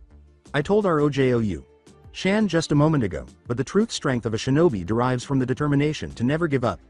Naruto and Hinata don't seem to have this problem, but you, on the other hand, don't seem to grasp that concept. At that, Shikamaru furrowed his brow. So what if I take things at my own pace? I don't personally care if they rocket past me. I just want to live a life of peace and tranquility. Jiraiya. Sensei became grim. You do realize that with that kind of attitude you'd be quickly killed right about now. Shikamaru stopped in the middle of his statement because he couldn't deny the logic in Jiraiya Sensei's statements. Therefore, I'm going to attempt to focus your training on more mundane things. Things you would normally refer to as a bother. And if those kinds of words ever escape your lips, hell's to be pay. Jiraiya looked evil with a glint in his sigh. Just fantastic. More useless chores. Jiraiya went on to say, everything you're going to be doing is going to try and get rid of that lazy attitude of yours. You'll be doing much more than the other two in terms of activities. Firewood collecting, fishing, scouting, among other things. Trust me, I know how Nara work. I'm going to beat that lazy attitude right out of you because if I don't your teammates will be in grave danger. I know that when push comes to shove you've got it in you, but I need you to be alert at all times. You'd never make it past Genin with that kind of attitude. Shikamaru simply sighed pitifully, knowing he would lose this argument. In the meantime, I want you to start focusing on the rubble we're walking over. You're an earth chakra nature. Try and do what Hinata's doing and focusing on drawing objects in instead of out. Since it's tangible, it shouldn't be too hard for you to get the hang of it. As he began his training, the student merely nodded. Naruto was bored. To say that Naruto was tired of everything that was happening to him would be an understatement. Both Shikamaru and Hinata Chan were occupied with chakra exercises that he desired, or at least believed he desired. Rather, for hours he had been dragging himself along with the burden of the world. His new moniker for the godforsaken scroll he had fastened to his back was, the weight of the world. Jiraiya would merely reply, is the scroll unlocked? Even though Naruto had already pestered and harassed him more than was healthy to teach him some sort of jutsu. Is it not? Then you're not yet prepared. The blonde found the scroll repulsive. He seemed to be carrying a massive, useless log on his back. As Arisenin had stated, he was unable to open the foolish object, which was not far from the truth. To open it, Naruto had tried everything he could think of, including using fire, his hands, sharp objects, etc. It didn't work, and the child was getting really frustrated. Naturally, Arisenin was not offering him any advice either. Ooh, Arisenin, can't you at least give me something to work with, you know? This is getting stupider and stupider by the second. For the umpteenth time, Jiraiya let out a sigh. Kid, the whole point of you carrying that thing around is for you to get used to it. Opening it up before you're ready would waste all the work you're putting into it now. When you're ready, you'll know. Once more, the blonde moaned. But Hinata, Chan and Shikamaru are already both doing awesome jutsu practices already, you know? Why am I the only one who's got a lug around dead weight? The sage turned to confront Naruto. The reason Hinata and Shikamaru are performing these exercises is because they're ready and able to perform them. You, on the other hand, with your large chakra reserves, and next to zero control over them, Have to focus on other things. If the scroll hasn't opened up yet, that means you're going to have to focus on more chakra control exercises. The tree exercise was just a small step in that direction. The four of them had now entered Kawa no Kuni across the border. The vastly disparate flora and fauna around them made it clear. In addition, the sound of the enormous river in the distance was audible.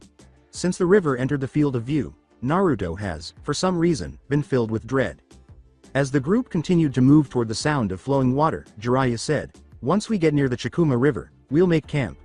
I'll also start instructing you on the art of water walking," she added. Naruto felt even more apprehensive. The children's hesitation seemed to be sensed by Jiraiya. The sage smiled back at his students, saying, "Don't worry, it's not as bad as it sounds."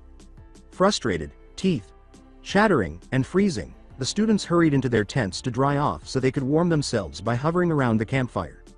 The idea of a fire had initially turned Shikamaru off because smoke would have alerted anyone nearby to their presence. However, Jiraiya simply waved off the complaints as he unwrapped a scroll and started a fire without smoke. Jiraiya was already sitting in front of the fire, the flickering flames playing eerie dancing games with his already strange makeup. You don't travel around the world on a constant basis without learning a few tricks. Smokeless fire is pretty basic. You'll learn how to do it eventually. What the hell, Arisenin? Why'd we have to start this walking thing now? You know, it's impossible. Even Hinata-chan is having problems. Hinata said nothing. She was already ashamed because she had to remove her overcoat to avoid being weighed down by the water that would inevitably cover her. Fortunately, even though the rest of her body was frozen solid from the river, her blush kept the majority of her face warm. She had gotten along better than the other two boys because she was naturally drawn to the water, but the constant movement of the water made walking on it extremely challenging. Jiraiya merely chuckled. Walking, even though you're complaining about it, is the best way to learn proper chakra control. Since water is constantly changing, it requires you to learn proper balance with your chakra. Without it, well, you end up like you are now. The wise man continued. These are the basics, kids. Without him you won't get very far with more advanced techniques. Sure, I could teach you some basic jutsu, but without proper chakra control all you'd put out are weak attacks that any average shinobi would laugh at and brush off. The Sanin's expression abruptly became solemn. If you want to continue living in the world of shinobi, you're going to have to be able to take care of yourselves. You've got your teammates, sure, but what if you're separated? What then? The best you could do right now is little better than what a match would do when struck and lit on fire. That includes your shadow techniques, Shikamaru. Shikamaru's gaping mouth instantly closed. He was about to mention that his own abilities weren't really in the same class. He understood that Jiraiya Sensei would not be willing to assist him with his family's jutsu. In any case, how could he? For heaven's sake, the sage wasn't an Nara. Only the earth techniques, which he knew very little about, remained to be taught to him. But Naruto's ears pricked up. He attempted to look at Shikamaru when he asked, but was unable to do so. Shadow techniques? What the hell are shadow techniques? He soon discovered, in fact, that he was completely immobile. Hey, what the hell? I can't move, you know? Shikamaru simply arched a languid eyebrow. That's a shadow technique. Kage main no jutsu. He got to his feet, and Naruto followed suit. He inserted his pinky in his nose, and Naruto mimicked him, before he began a silly dance in which Naruto mirrored him. I can control your body with my own shadow. Huh? Hey. What the? Oi! Stop it, Shikamaru. Hinata tried to control her laughter as Naruto continued to fumble in awkward positions. But Jiraiya couldn't hold back his own laughter. Jiraiya laughed so hard that he nearly fell on his side as Naruto began to mimic a monkey. Ahahaha. Alright, Shikamaru. I think he gets it. The man's laughter was so intense that he could hardly speak. With a small smile, Shikamaru removed his shadow from Naruto's body, releasing him. Naturally, Naruto jumped at him and started wrestling with the boy with the pineapple head as a result. Jarif me you numbskull. Shut it, pineapple. I'll show you what it's like to not have control of what you look like, you know. Shikamaru looked like a deformed monstrosity with chopsticks stuck up his nose and into his bottom lip by the time Naruto sat down in his original position, huffily. For Hinata, this was much too much, and she and Jiraiya burst out laughing. Naruto blushed a little because he had never heard Hinata laugh before. It was one of the most amazing sounds he had ever heard, but he couldn't quite place it. The four of them went to bed separately after the blonde finished his meal in silence.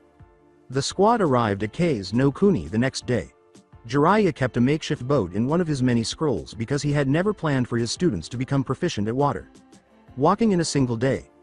As they rowed across the wide river, the children were still compelled to try the technique. They were taken aback by how rapidly they all dried off when they got to the other side. Jiraiya had remarked, "It's not a desert for nothing, you know.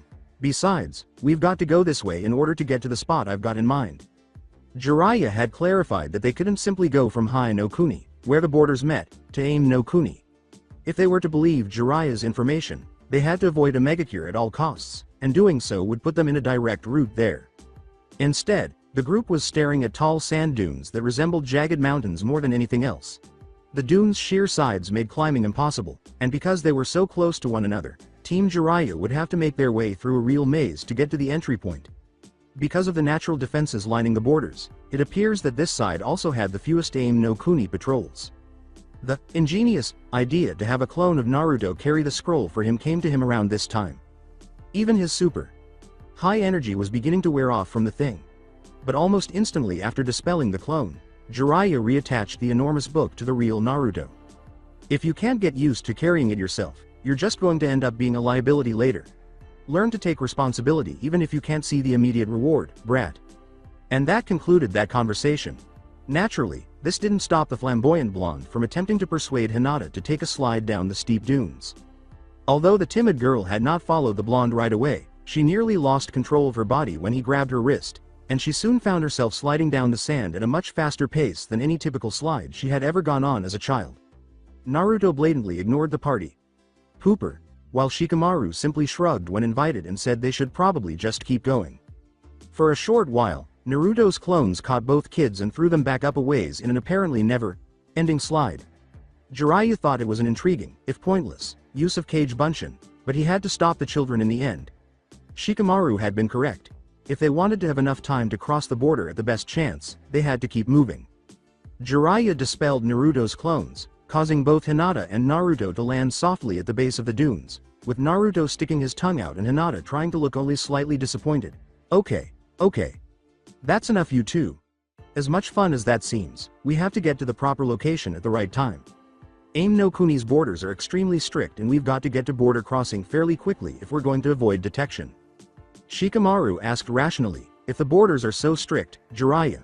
Sensei, how exactly are we supposed to get across anyway? We certainly can't just walk across. Jiraiya gave a wink. Oh, I wouldn't worry about that. I've done it before, so we'll just be using the Jiraiya way. Each of the three children gave the other a slightly concerned glance. The Jiraiya way. They really hoped toads had nothing to do with it. The red and green toad hopped for about 2 hours before spitting out 4 slimy shinobi. Ack! Naruto exclaimed as he started frantically cleaning and shaking off the slime and oil that were adhered to his body. His encounter with Sasuke came back to him quickly. You've got to be kidding me. Arisenin. That was the most disgusting thing I've ever had to deal with, you know. Okay, second most disgusting thing. While Shikamaru was getting splashed in the face from Naruto's method of removing the gunk, he simply wiped the gook off himself in silence. He cleaned his face slowly. Naruto. Watch where you're aiming, you dumbass. This is already a pain in the ass to get rid of. The blonde abruptly stopped shaking violently. Oh. Whoops, sorry, you know. It's just so disgusting. Hinata was the least covered since she had her hood over her head. N. Naruto.kun, T. That isn't versus very N. Nice. M. Mr. Toad helped you.uss.so much. The alleged heiress leaned down and gave the joyous gurgle a pat on the head. With a kind smile, she thanked the toad for guiding them to their destination.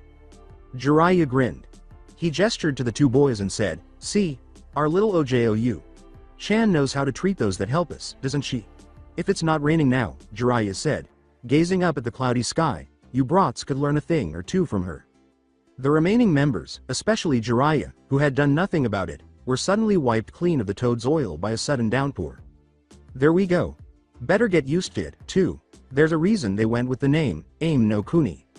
You've got to be kidding me, you know, first toad gunk then a rainstorm? Naruto was indignant. Anything else you'd like to notify us about, Arisenin? Like, you know, random explosions? Jiraiya shook his head, simply laughing once more. The sage glanced around at the fading atmosphere and said, that's very unlikely in this part of the country. Most people congregate down in a megacure which is a ways southeast of here. Now, we've better hurry. There's a place we've got to reach before it gets completely dark. It'll be our residence for the time being. In search of at least some cover, the four immediately began running northeast. What they discovered, though, was far from ideal. Jiraiya couldn't even speak. Jiraiya surveyed the ramshackle structure and asked, What the hell happened here? For 1 minute, Jiraiya thought to himself, it looks like it was blown up. That could help explain why those kids didn't communicate. The shelter was a complete mess. It appeared as though no one had even cared for or visited the house in decades because a portion of the roof was missing and the house itself was covered in vegetation. Jiraiya found himself scowling at his former, makeshift residence. Before being struck over the head by the sage's fist, Shikamaru made the unnecessary remark, I don't quite see how this is in any way some sort of shelter, Jiraiya. Sensei. The Sannin crossed his arms intently and said, It didn't used to look like this, lazy ass.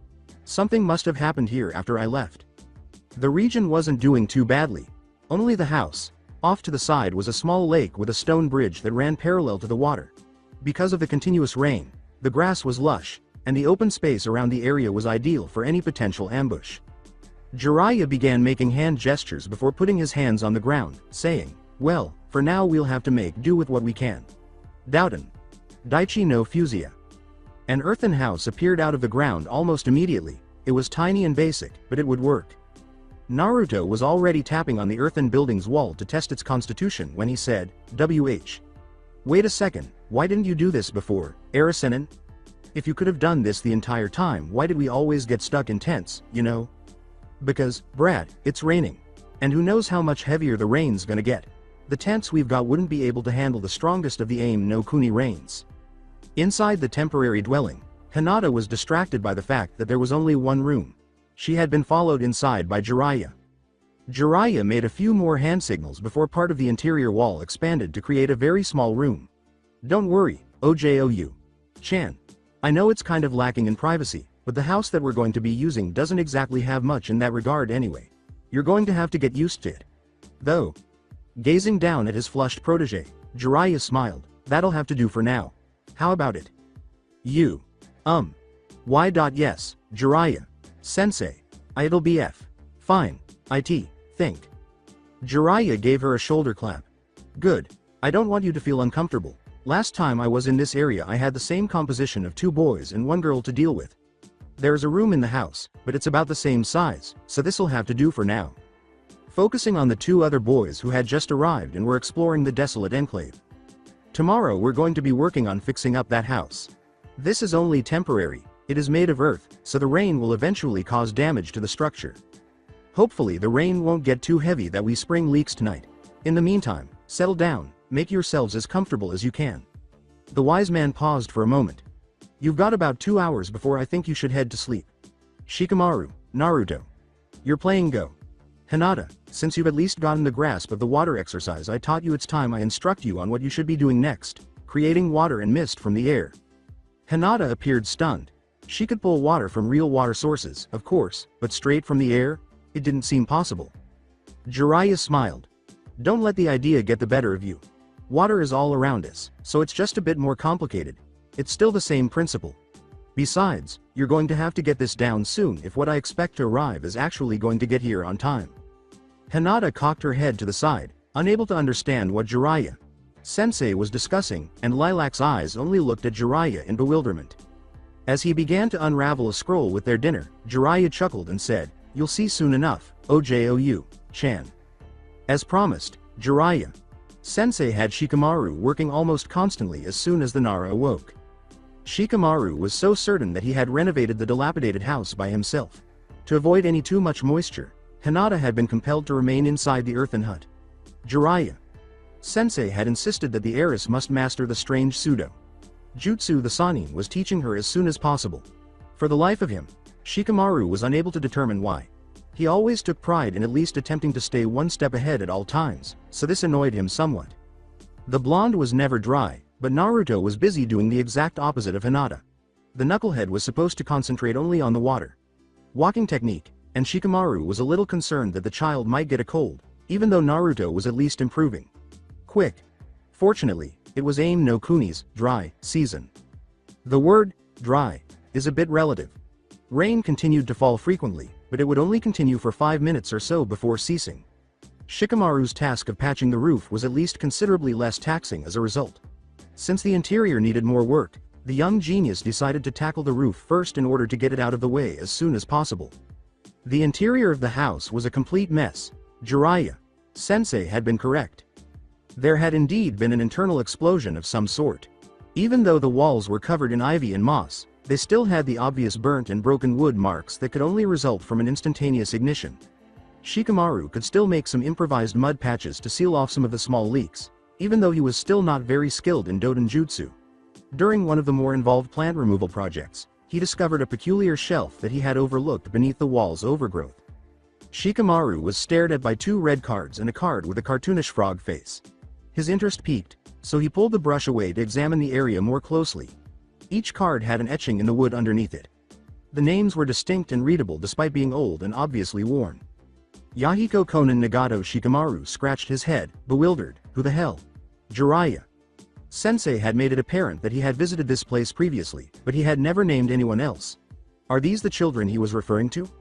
Shikamaru started searching the house for any hint as to the character of the 3 former occupants, determined to discover the truth for himself. Although Shikamaru doubted any visitors would be arriving anytime soon due to the condition of the house, it wouldn't be a good thing if they returned. As he poked around the different rooms, he was subtly taken aback by the surprisingly spacious living space and saw that the last person to visit had left quickly. The bedrooms, one on each side of the house, were unkempt and strewn with dust and weeds that had gotten inside through the broken windows. Shikamaru found what he believed he was likely searching for in the north bedroom: a filthy, olive-green book that was obviously worn and torn from numerous readings. Shikamaru turned the book upside down and back again, asking, "The Tale of the Gutsy Ninja, by Jiraiya." Shikamaru scowled. However, aren't the books written by Jiraiya Sensei the Icha Icha series? This is one I've never heard of. Considering the content of the Icha Icha series, the Nara thought, and it seems so completely out of place compared to those other books. Nevertheless, Shikamaru reluctantly began to leaf through the tattered book because of his insatiable curiosity. He half feared what he would discover within, but as he began to read the various fragments, his eyes widened until they nearly resembled the solid white eyes of a hyuga.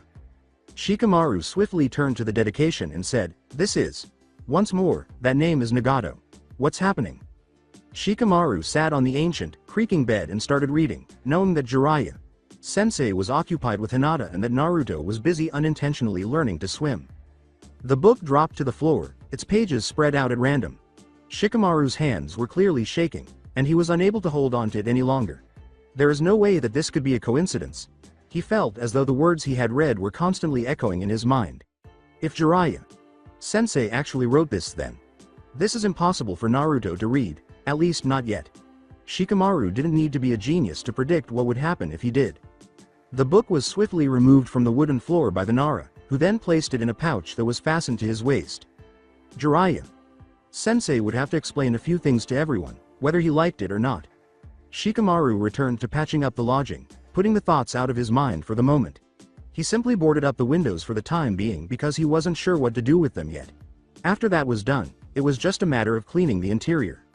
Shikamaru reluctantly acknowledged to himself that perhaps his mother hadn't been such a pain in the ass after all when he had been made to clean his own home after he had finished making it look livable. In that sense, he felt a certain sense of pride in the work he had done to transform what had been a run-down shack into something a little more substantial. A totally unprepared Shikamaru was slapped on the back by Jiraiya. "Hey, not too shabby. The windows will need some extra work, but I can handle that. Otherwise, good job, kid." Shikamaru just grunted in response, suddenly recalling all he had learned. He was still unsure of how he should go about everything with Jiraiya Sensei. And what you know? The water still works. Jiraiya had ignored Shikamaru's hesitation because he was too preoccupied with the renovation of his makeshift hideout. Shifting in, Hinata followed Jiraiya's voice. Her eyes, the hanged violet to which everyone had become accustomed, were wide as she surveyed her surroundings. It's so circa cute," she exclaimed, her mouth hanging open. She clamped up instantly as a deep flush appeared in the center of her face. Just like A.N. Newlyweds H. Home. Shikamaru grinned. His dark eyes appeared to be fixed on Jiraiya as he said, "Yeah, well, there's a bed off on either side of the lodge, so I doubt it was anything that special. More like a group lived here for a time. though I can't figure out a couple things. As if realizing something, Jiraiya, who had been playing around in the kitchen, appeared to freeze for a second.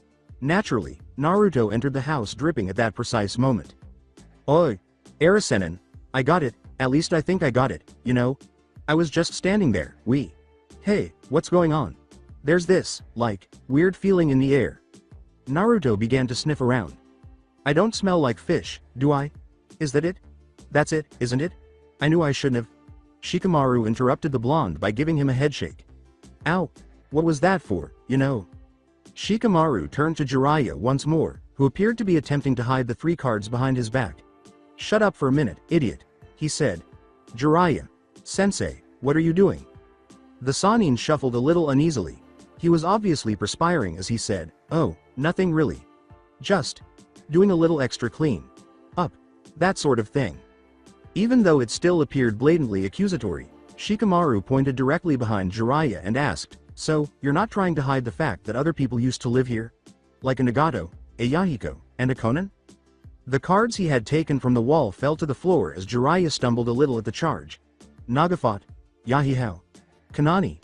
No idea what you're talking about. He glanced at the cards he had dropped on the ground. Shit. Naruto squinted in an attempt to see more clearly. What's the big deal about a bunch of cards, you know? He asked. That have frogs on them. Arasenin, you've got a weird fascination with frogs, you know? Hinata took a moment to think about the froggy cards. Maybe they're collectible. I know that some of the younger children circa collect cards for fun. Shikamaru scowled more deeply. No, they're not anything like that, he said. I came across them when I was cleaning, and the cards were clearly assigned a purpose as they were attached to the wall itself. Jiraiya thought she was a total moron. How on earth did he overlook these? Furthermore, if they remained, then shit. Shikamaru began walking in Jiraiya's direction. But the cards themselves weren't the interesting bit. Jiraiya was frantically trying to think of an excuse, but if Shikamaru saw what the sage believed he saw, there would be no escape. What was really interesting were the names on the shelf the cards hung over. Nagato, Yahiko, and Konan. Jiraiya was standing next to the Nara when he put his hand on the shelf that the big man's body was trying to cover. The brown-haired boy then broke the shelf off completely. Probably because of the weather and age, it was much easier than Shikamaru had anticipated. Shikamaru's blatant act caused Hinata to gasp. The lazy boy had never been so aggressive, as far as she knew. However, the girl had to confess that she was very interested in what Shikamaru was hinting at.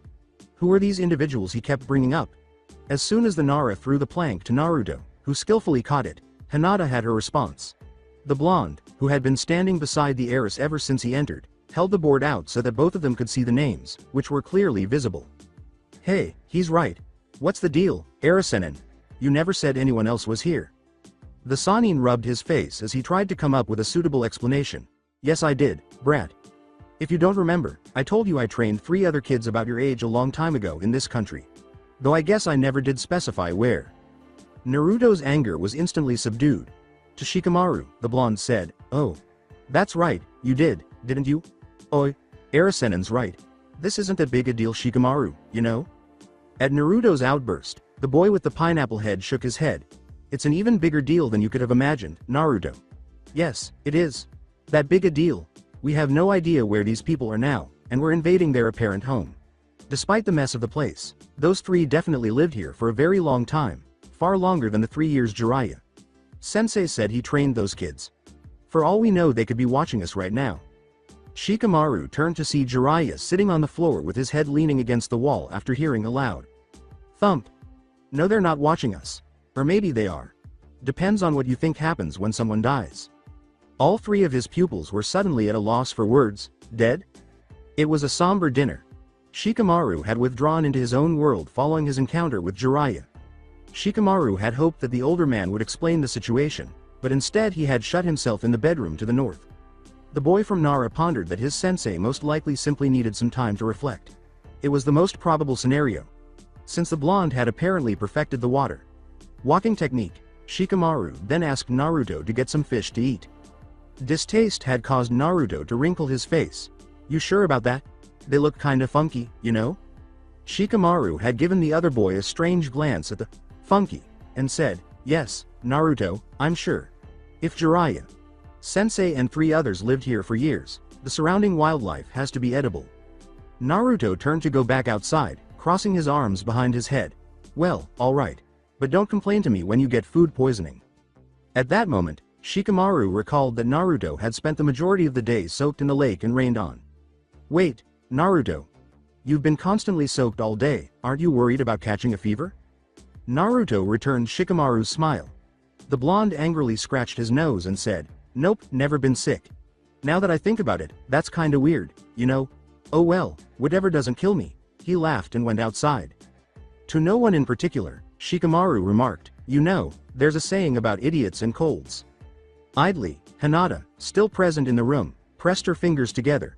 She felt lost because there was no guidance and nothing that needed to be done. The only other person in the room, Shikamaru, saw her nervousness. "Hey, Hinata. Come here for a minute." The girl obeyed despite looking up at Shikamaru in confusion. What is it shish? Shikamaru.kun? Hinata asked, holding a battered book. She gazed at it as though she was unsure of what to do. What is this? Shikamaru was truly at a loss for words when it came to describing the book. Let's just say you'll realize what it is when you read it. Jiraiya, Sensei wrote it. Hinata flushed instantly. I circa can't read S. Something L. Like TH. That. An attempt was made by the heiress to give Shikamaru the book. Don't worry, it's nothing like his other books. Shikamaru angrily scratched his nose. The Nara boy abruptly became very serious and said, "It's actually pretty good. But I need you to know something beforehand. Naruto cannot, I repeat cannot, read this. Keep it hidden from him at all costs. I'm going to go over it once more, mark some things down, and then give it back to you. But, for now just go over it quickly. Don't force yourself to finish it yet." The maiden Indigo was perplexed. But why? She felt embarrassed. Naruto.kun. He can read, can't he? Shikamaru smiled at the girl's innocence despite rolling his eyes. Of course he can read. You'll find out why he can't see that book when you're done with it. For now, though, I think it'll help you out. Just go into the other bedroom and no one'll interrupt you. Uncertain of Shikamaru's meaning, Hinata nodded but quietly withdrew into the adjacent room. So, what should we do now? After surveying the surroundings, Shikamaru concluded that the best course of action for him right now would be to take a nap. He cherished taking naps. On the bed, the Sannin was stretched out and gazing up at the ceiling. He ignored the discomfort of the dried tears that clung to his face. How was I able to be so foolish? For the umpteenth time, his hand rubbed his face. Jiraiya knew that eventually he would have to tell his new students about the 3 children he had trained, but this seemed way too soon. Shikamaru had been far too quick to notice these things, and the sage made a mental note that the brown-haired boy was no longer permitted to enter any of his secret places before the sage did. Was his lack of judgment due to the fact that he was getting older? That could certainly be the case. He had completely forgotten about the card's existence from the start, and now he was paying the price. He hadn't even considered the possibility that the cards were still on display, let alone that they existed at all. The prophecy had been wrong. Nagato had died and with it any change to the world of shinobi. Jiraiya laughed a little at that. He'd been so blind. Rinnegan or not, Nagato was still human. The sage sighed heavily as he sat back up on the bed. His ultimate failure was now the enormous elephant in the room. A giant elephant that only he could see, which made it all the more awkward and frustrating. Well, enough pouting and moping around, Jiraiya said, scratching the back of his head. But now that I think about it, it is strange. Those kids are eerily similar to the ones I've got now. I'm not like this, it's time to accept the facts. Even though he was still feeling very vulnerable and apprehensive, the sage got up and walked proudly into the living quarters, grinning to himself as he passed the door and heard laughter and joking coming from the other side. "Hey, Arisenin. You must give this quirky fish a try. It tastes great, but it looks disgusting." Hinata. Chan's claim that she could cook surprised me, but I had no idea that she could turn the ugliest thing into some of the greatest test foods ever. It's still not as good as ramen, but it's still pretty good. Hinata was doing her best not to look up from the table at all the praise that was coming her way, while Naruto was trying very hard to show his enjoyment without spitting food everywhere. Hinata, Naruto is correct. This is truly incredible. I assume you spend a lot of time learning how to cook at the Hyuga home. Taking bites of his own food, Shikamaru posed the question. Hinata nodded reluctantly. The girl scarcely whispered, I. Its pages part of m.my private L. Lessons on how to be a PR. Proper W. W. W. W. IFE. To her great relief, no one actually heard her. So our little OJOU. Chan isn't just a little princess, is she? This I've got to test out myself, Jiraiya said, smiling as he sat down and split his chopsticks before starting to eat. Holy crap. They weren't kidding. Jiraiya grinned at Hinata. You're going to make someone a very lucky man one of these days, OJOU, Chan. Hinata's blush became so intense that she could almost feel the heat radiating out of her head. For a while, the dinner went on in this manner, with jokes and praises exchanged, but Shikamaru could tell that Jiraiya Sensei was avoiding the significant problem that still needed to be addressed. Fortunately, he didn't have to bring up the topic himself because he was sick of starting all of this and it was giving him a terrible headache. As Jiraiya finished his meal, he remarked, so I'm guessing you all still want to know more about those 3 kids I taught, huh? It's really nothing that special, to be honest. Although Shikamaru had serious doubts about Jiraiya Sensei's casual response, he chose not to confront the sage if he was bringing it up himself. Being the deferential woman that she was, Hinata put down her utensils and listened after wiping her mouth with a napkin. While Naruto continued to stuff his face, Hinata couldn't help but notice how adorable he looked while eating, even though she knew that most people found it a little messy and even repulsive. To be honest, those 3 weren't so dissimilar to you guys. Jiraiya looked at each of them individually. Yahiko was a very excitable kid. A lot like Naruto, in fact. He was constantly striving to become stronger, though his reasons were a bit more, well, noble than the blonde knuckleheads. Hey, was all Naruto could say before Hinata scowled at him for speaking while stuffed in his mouth. The blonde stopped abruptly. Jiraiya smiled at the exchange. The sage did not want the Rinnegan to be widely known among these 3. Anyway, Nagato was a lot like Hinata in a way, though Nagato was a boy. At first, he was very quiet and reserved. He hardly spoke anything unless Yahiko or Konan forced him to. Despite that, Nagato showed the most promise of all of them. As for why? Well, that's not really important right now. Don't think about it too much. Particularly when contrasting Nagato and Hinata, it could destroy any motivation they might have. As for Konan, she was the voice of reason for the 2 boys. A lot like Shikamaru is to you guys. She was definitely their main source of strategy and both boys did their best to protect her, no questions asked. Jiraiya appeared to be preoccupied for a moment. I wonder what she would have looked like now. She was certainly going to be a stunning beauty. What a shame. The 3 students' expressions were a mix of contempt, shame, and strange looks as they gazed at Jiraiya Sensei. The sage realized abruptly that he had spoken the final line aloud. Well, I mean, I'm only thinking of her future, you know? It's important to grow up right and proper, you see? The expressions persisted. She was 20 years younger than me. It's not like I was going to ask her out, you idiots. His expression was blazed with rage. Still doubting himself, Shikamaru said, right, whatever Jiraiya Sensei. So what happened to them? You said they died? Jiraiya cleared her throat. The Sannin's expression abruptly became more solemn. Yes, well, it wasn't until about 10 years after I left them when I received a notice from one of my messenger toads stating they had died against Hanzo, the former leader of Omegacure. When I heard this, I didn't know what to think. You see, when I was younger, I was given a mission of sorts. I was told that by traveling the world I would come across a student who would greatly change the world of shinobi. Whether good or bad, I don't know, but when I came across those 3 I had become convinced of one thing.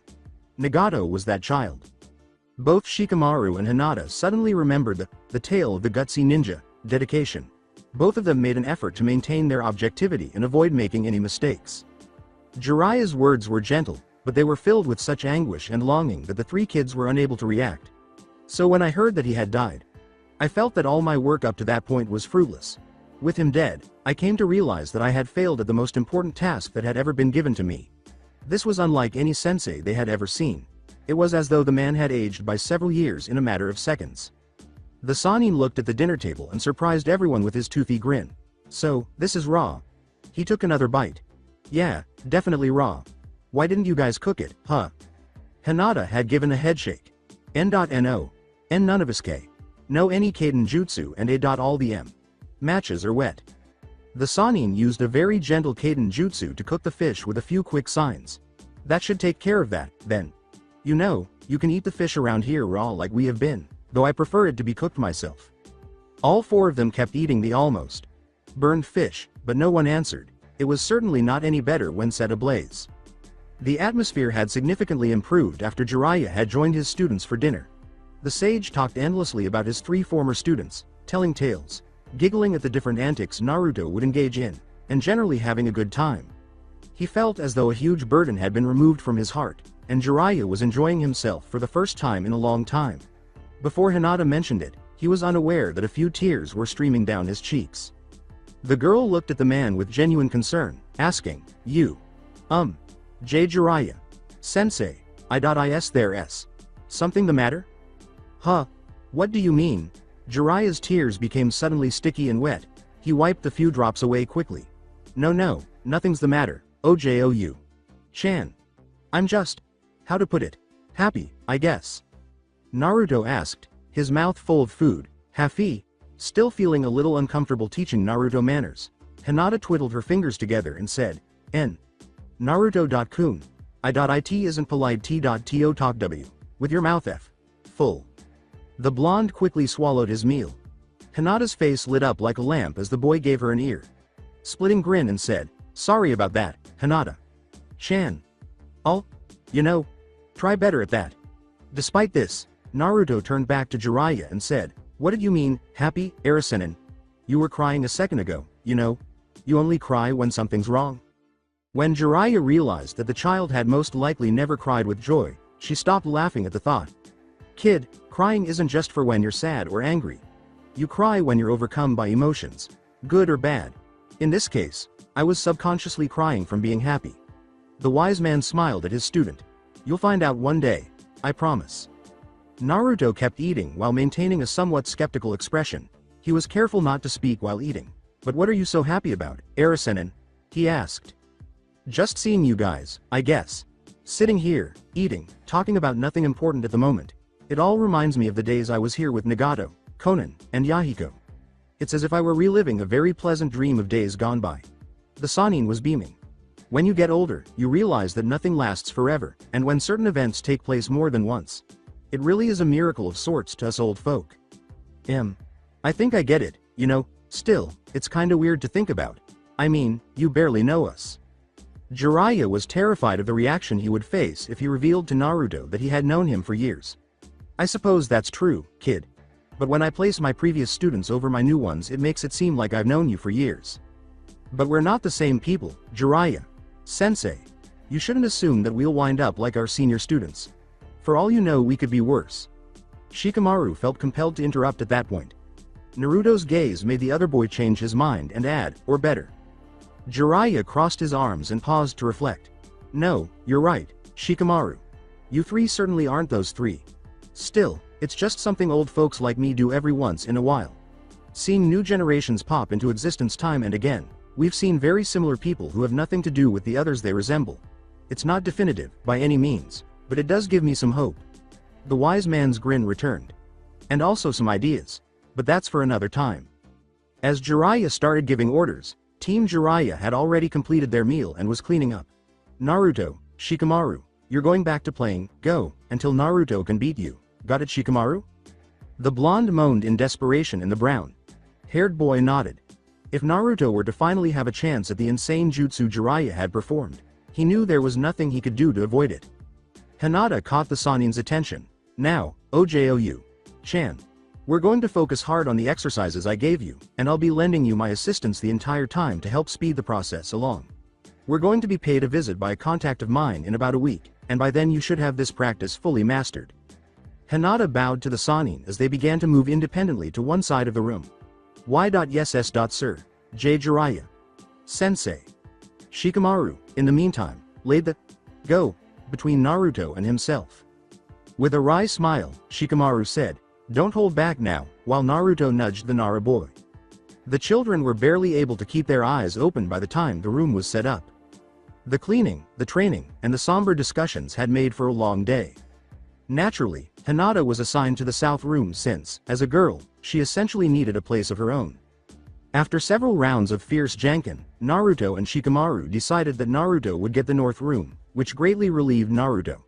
The blonde had become strongly motivated by his subconscious need to see and feel the moonlight in order to fall asleep. Jiraiya and Shikamaru were in the main room, where the table was leaning against a wall. Fortunately, neither had to make a hastily constructed bed because some old, dusty futons were still in the closets. Shikamaru patiently awaited Jiraiya's deep breathing, which he thought was almost snoring, so that he could remove the book Hinata had returned to him before supper. The boy had been merely seeking information when he had first skimmed the novel. He discovered that the book itself was actually quite good after he had located what he was looking for. Much superior to the more notorious Icha Icha series by Jiraiya Sensei. It was very easy to keep the book quiet because of its creased and worn pages. Shikamaru turned the pages of the book without making any noise. Shikamaru couldn't recall the last time he had read for pleasure, so it was the first time in a long time. Shikamaru never enjoyed reading in the first place, even though his father had made him read general textbooks and books on strategy and tactics. His favorite thing to do was to lie on his back and gaze at the clouds, letting his imagination do all the work. Shikamaru then began reading The Tale of the Gutsy Ninja. The boy found it rather exciting.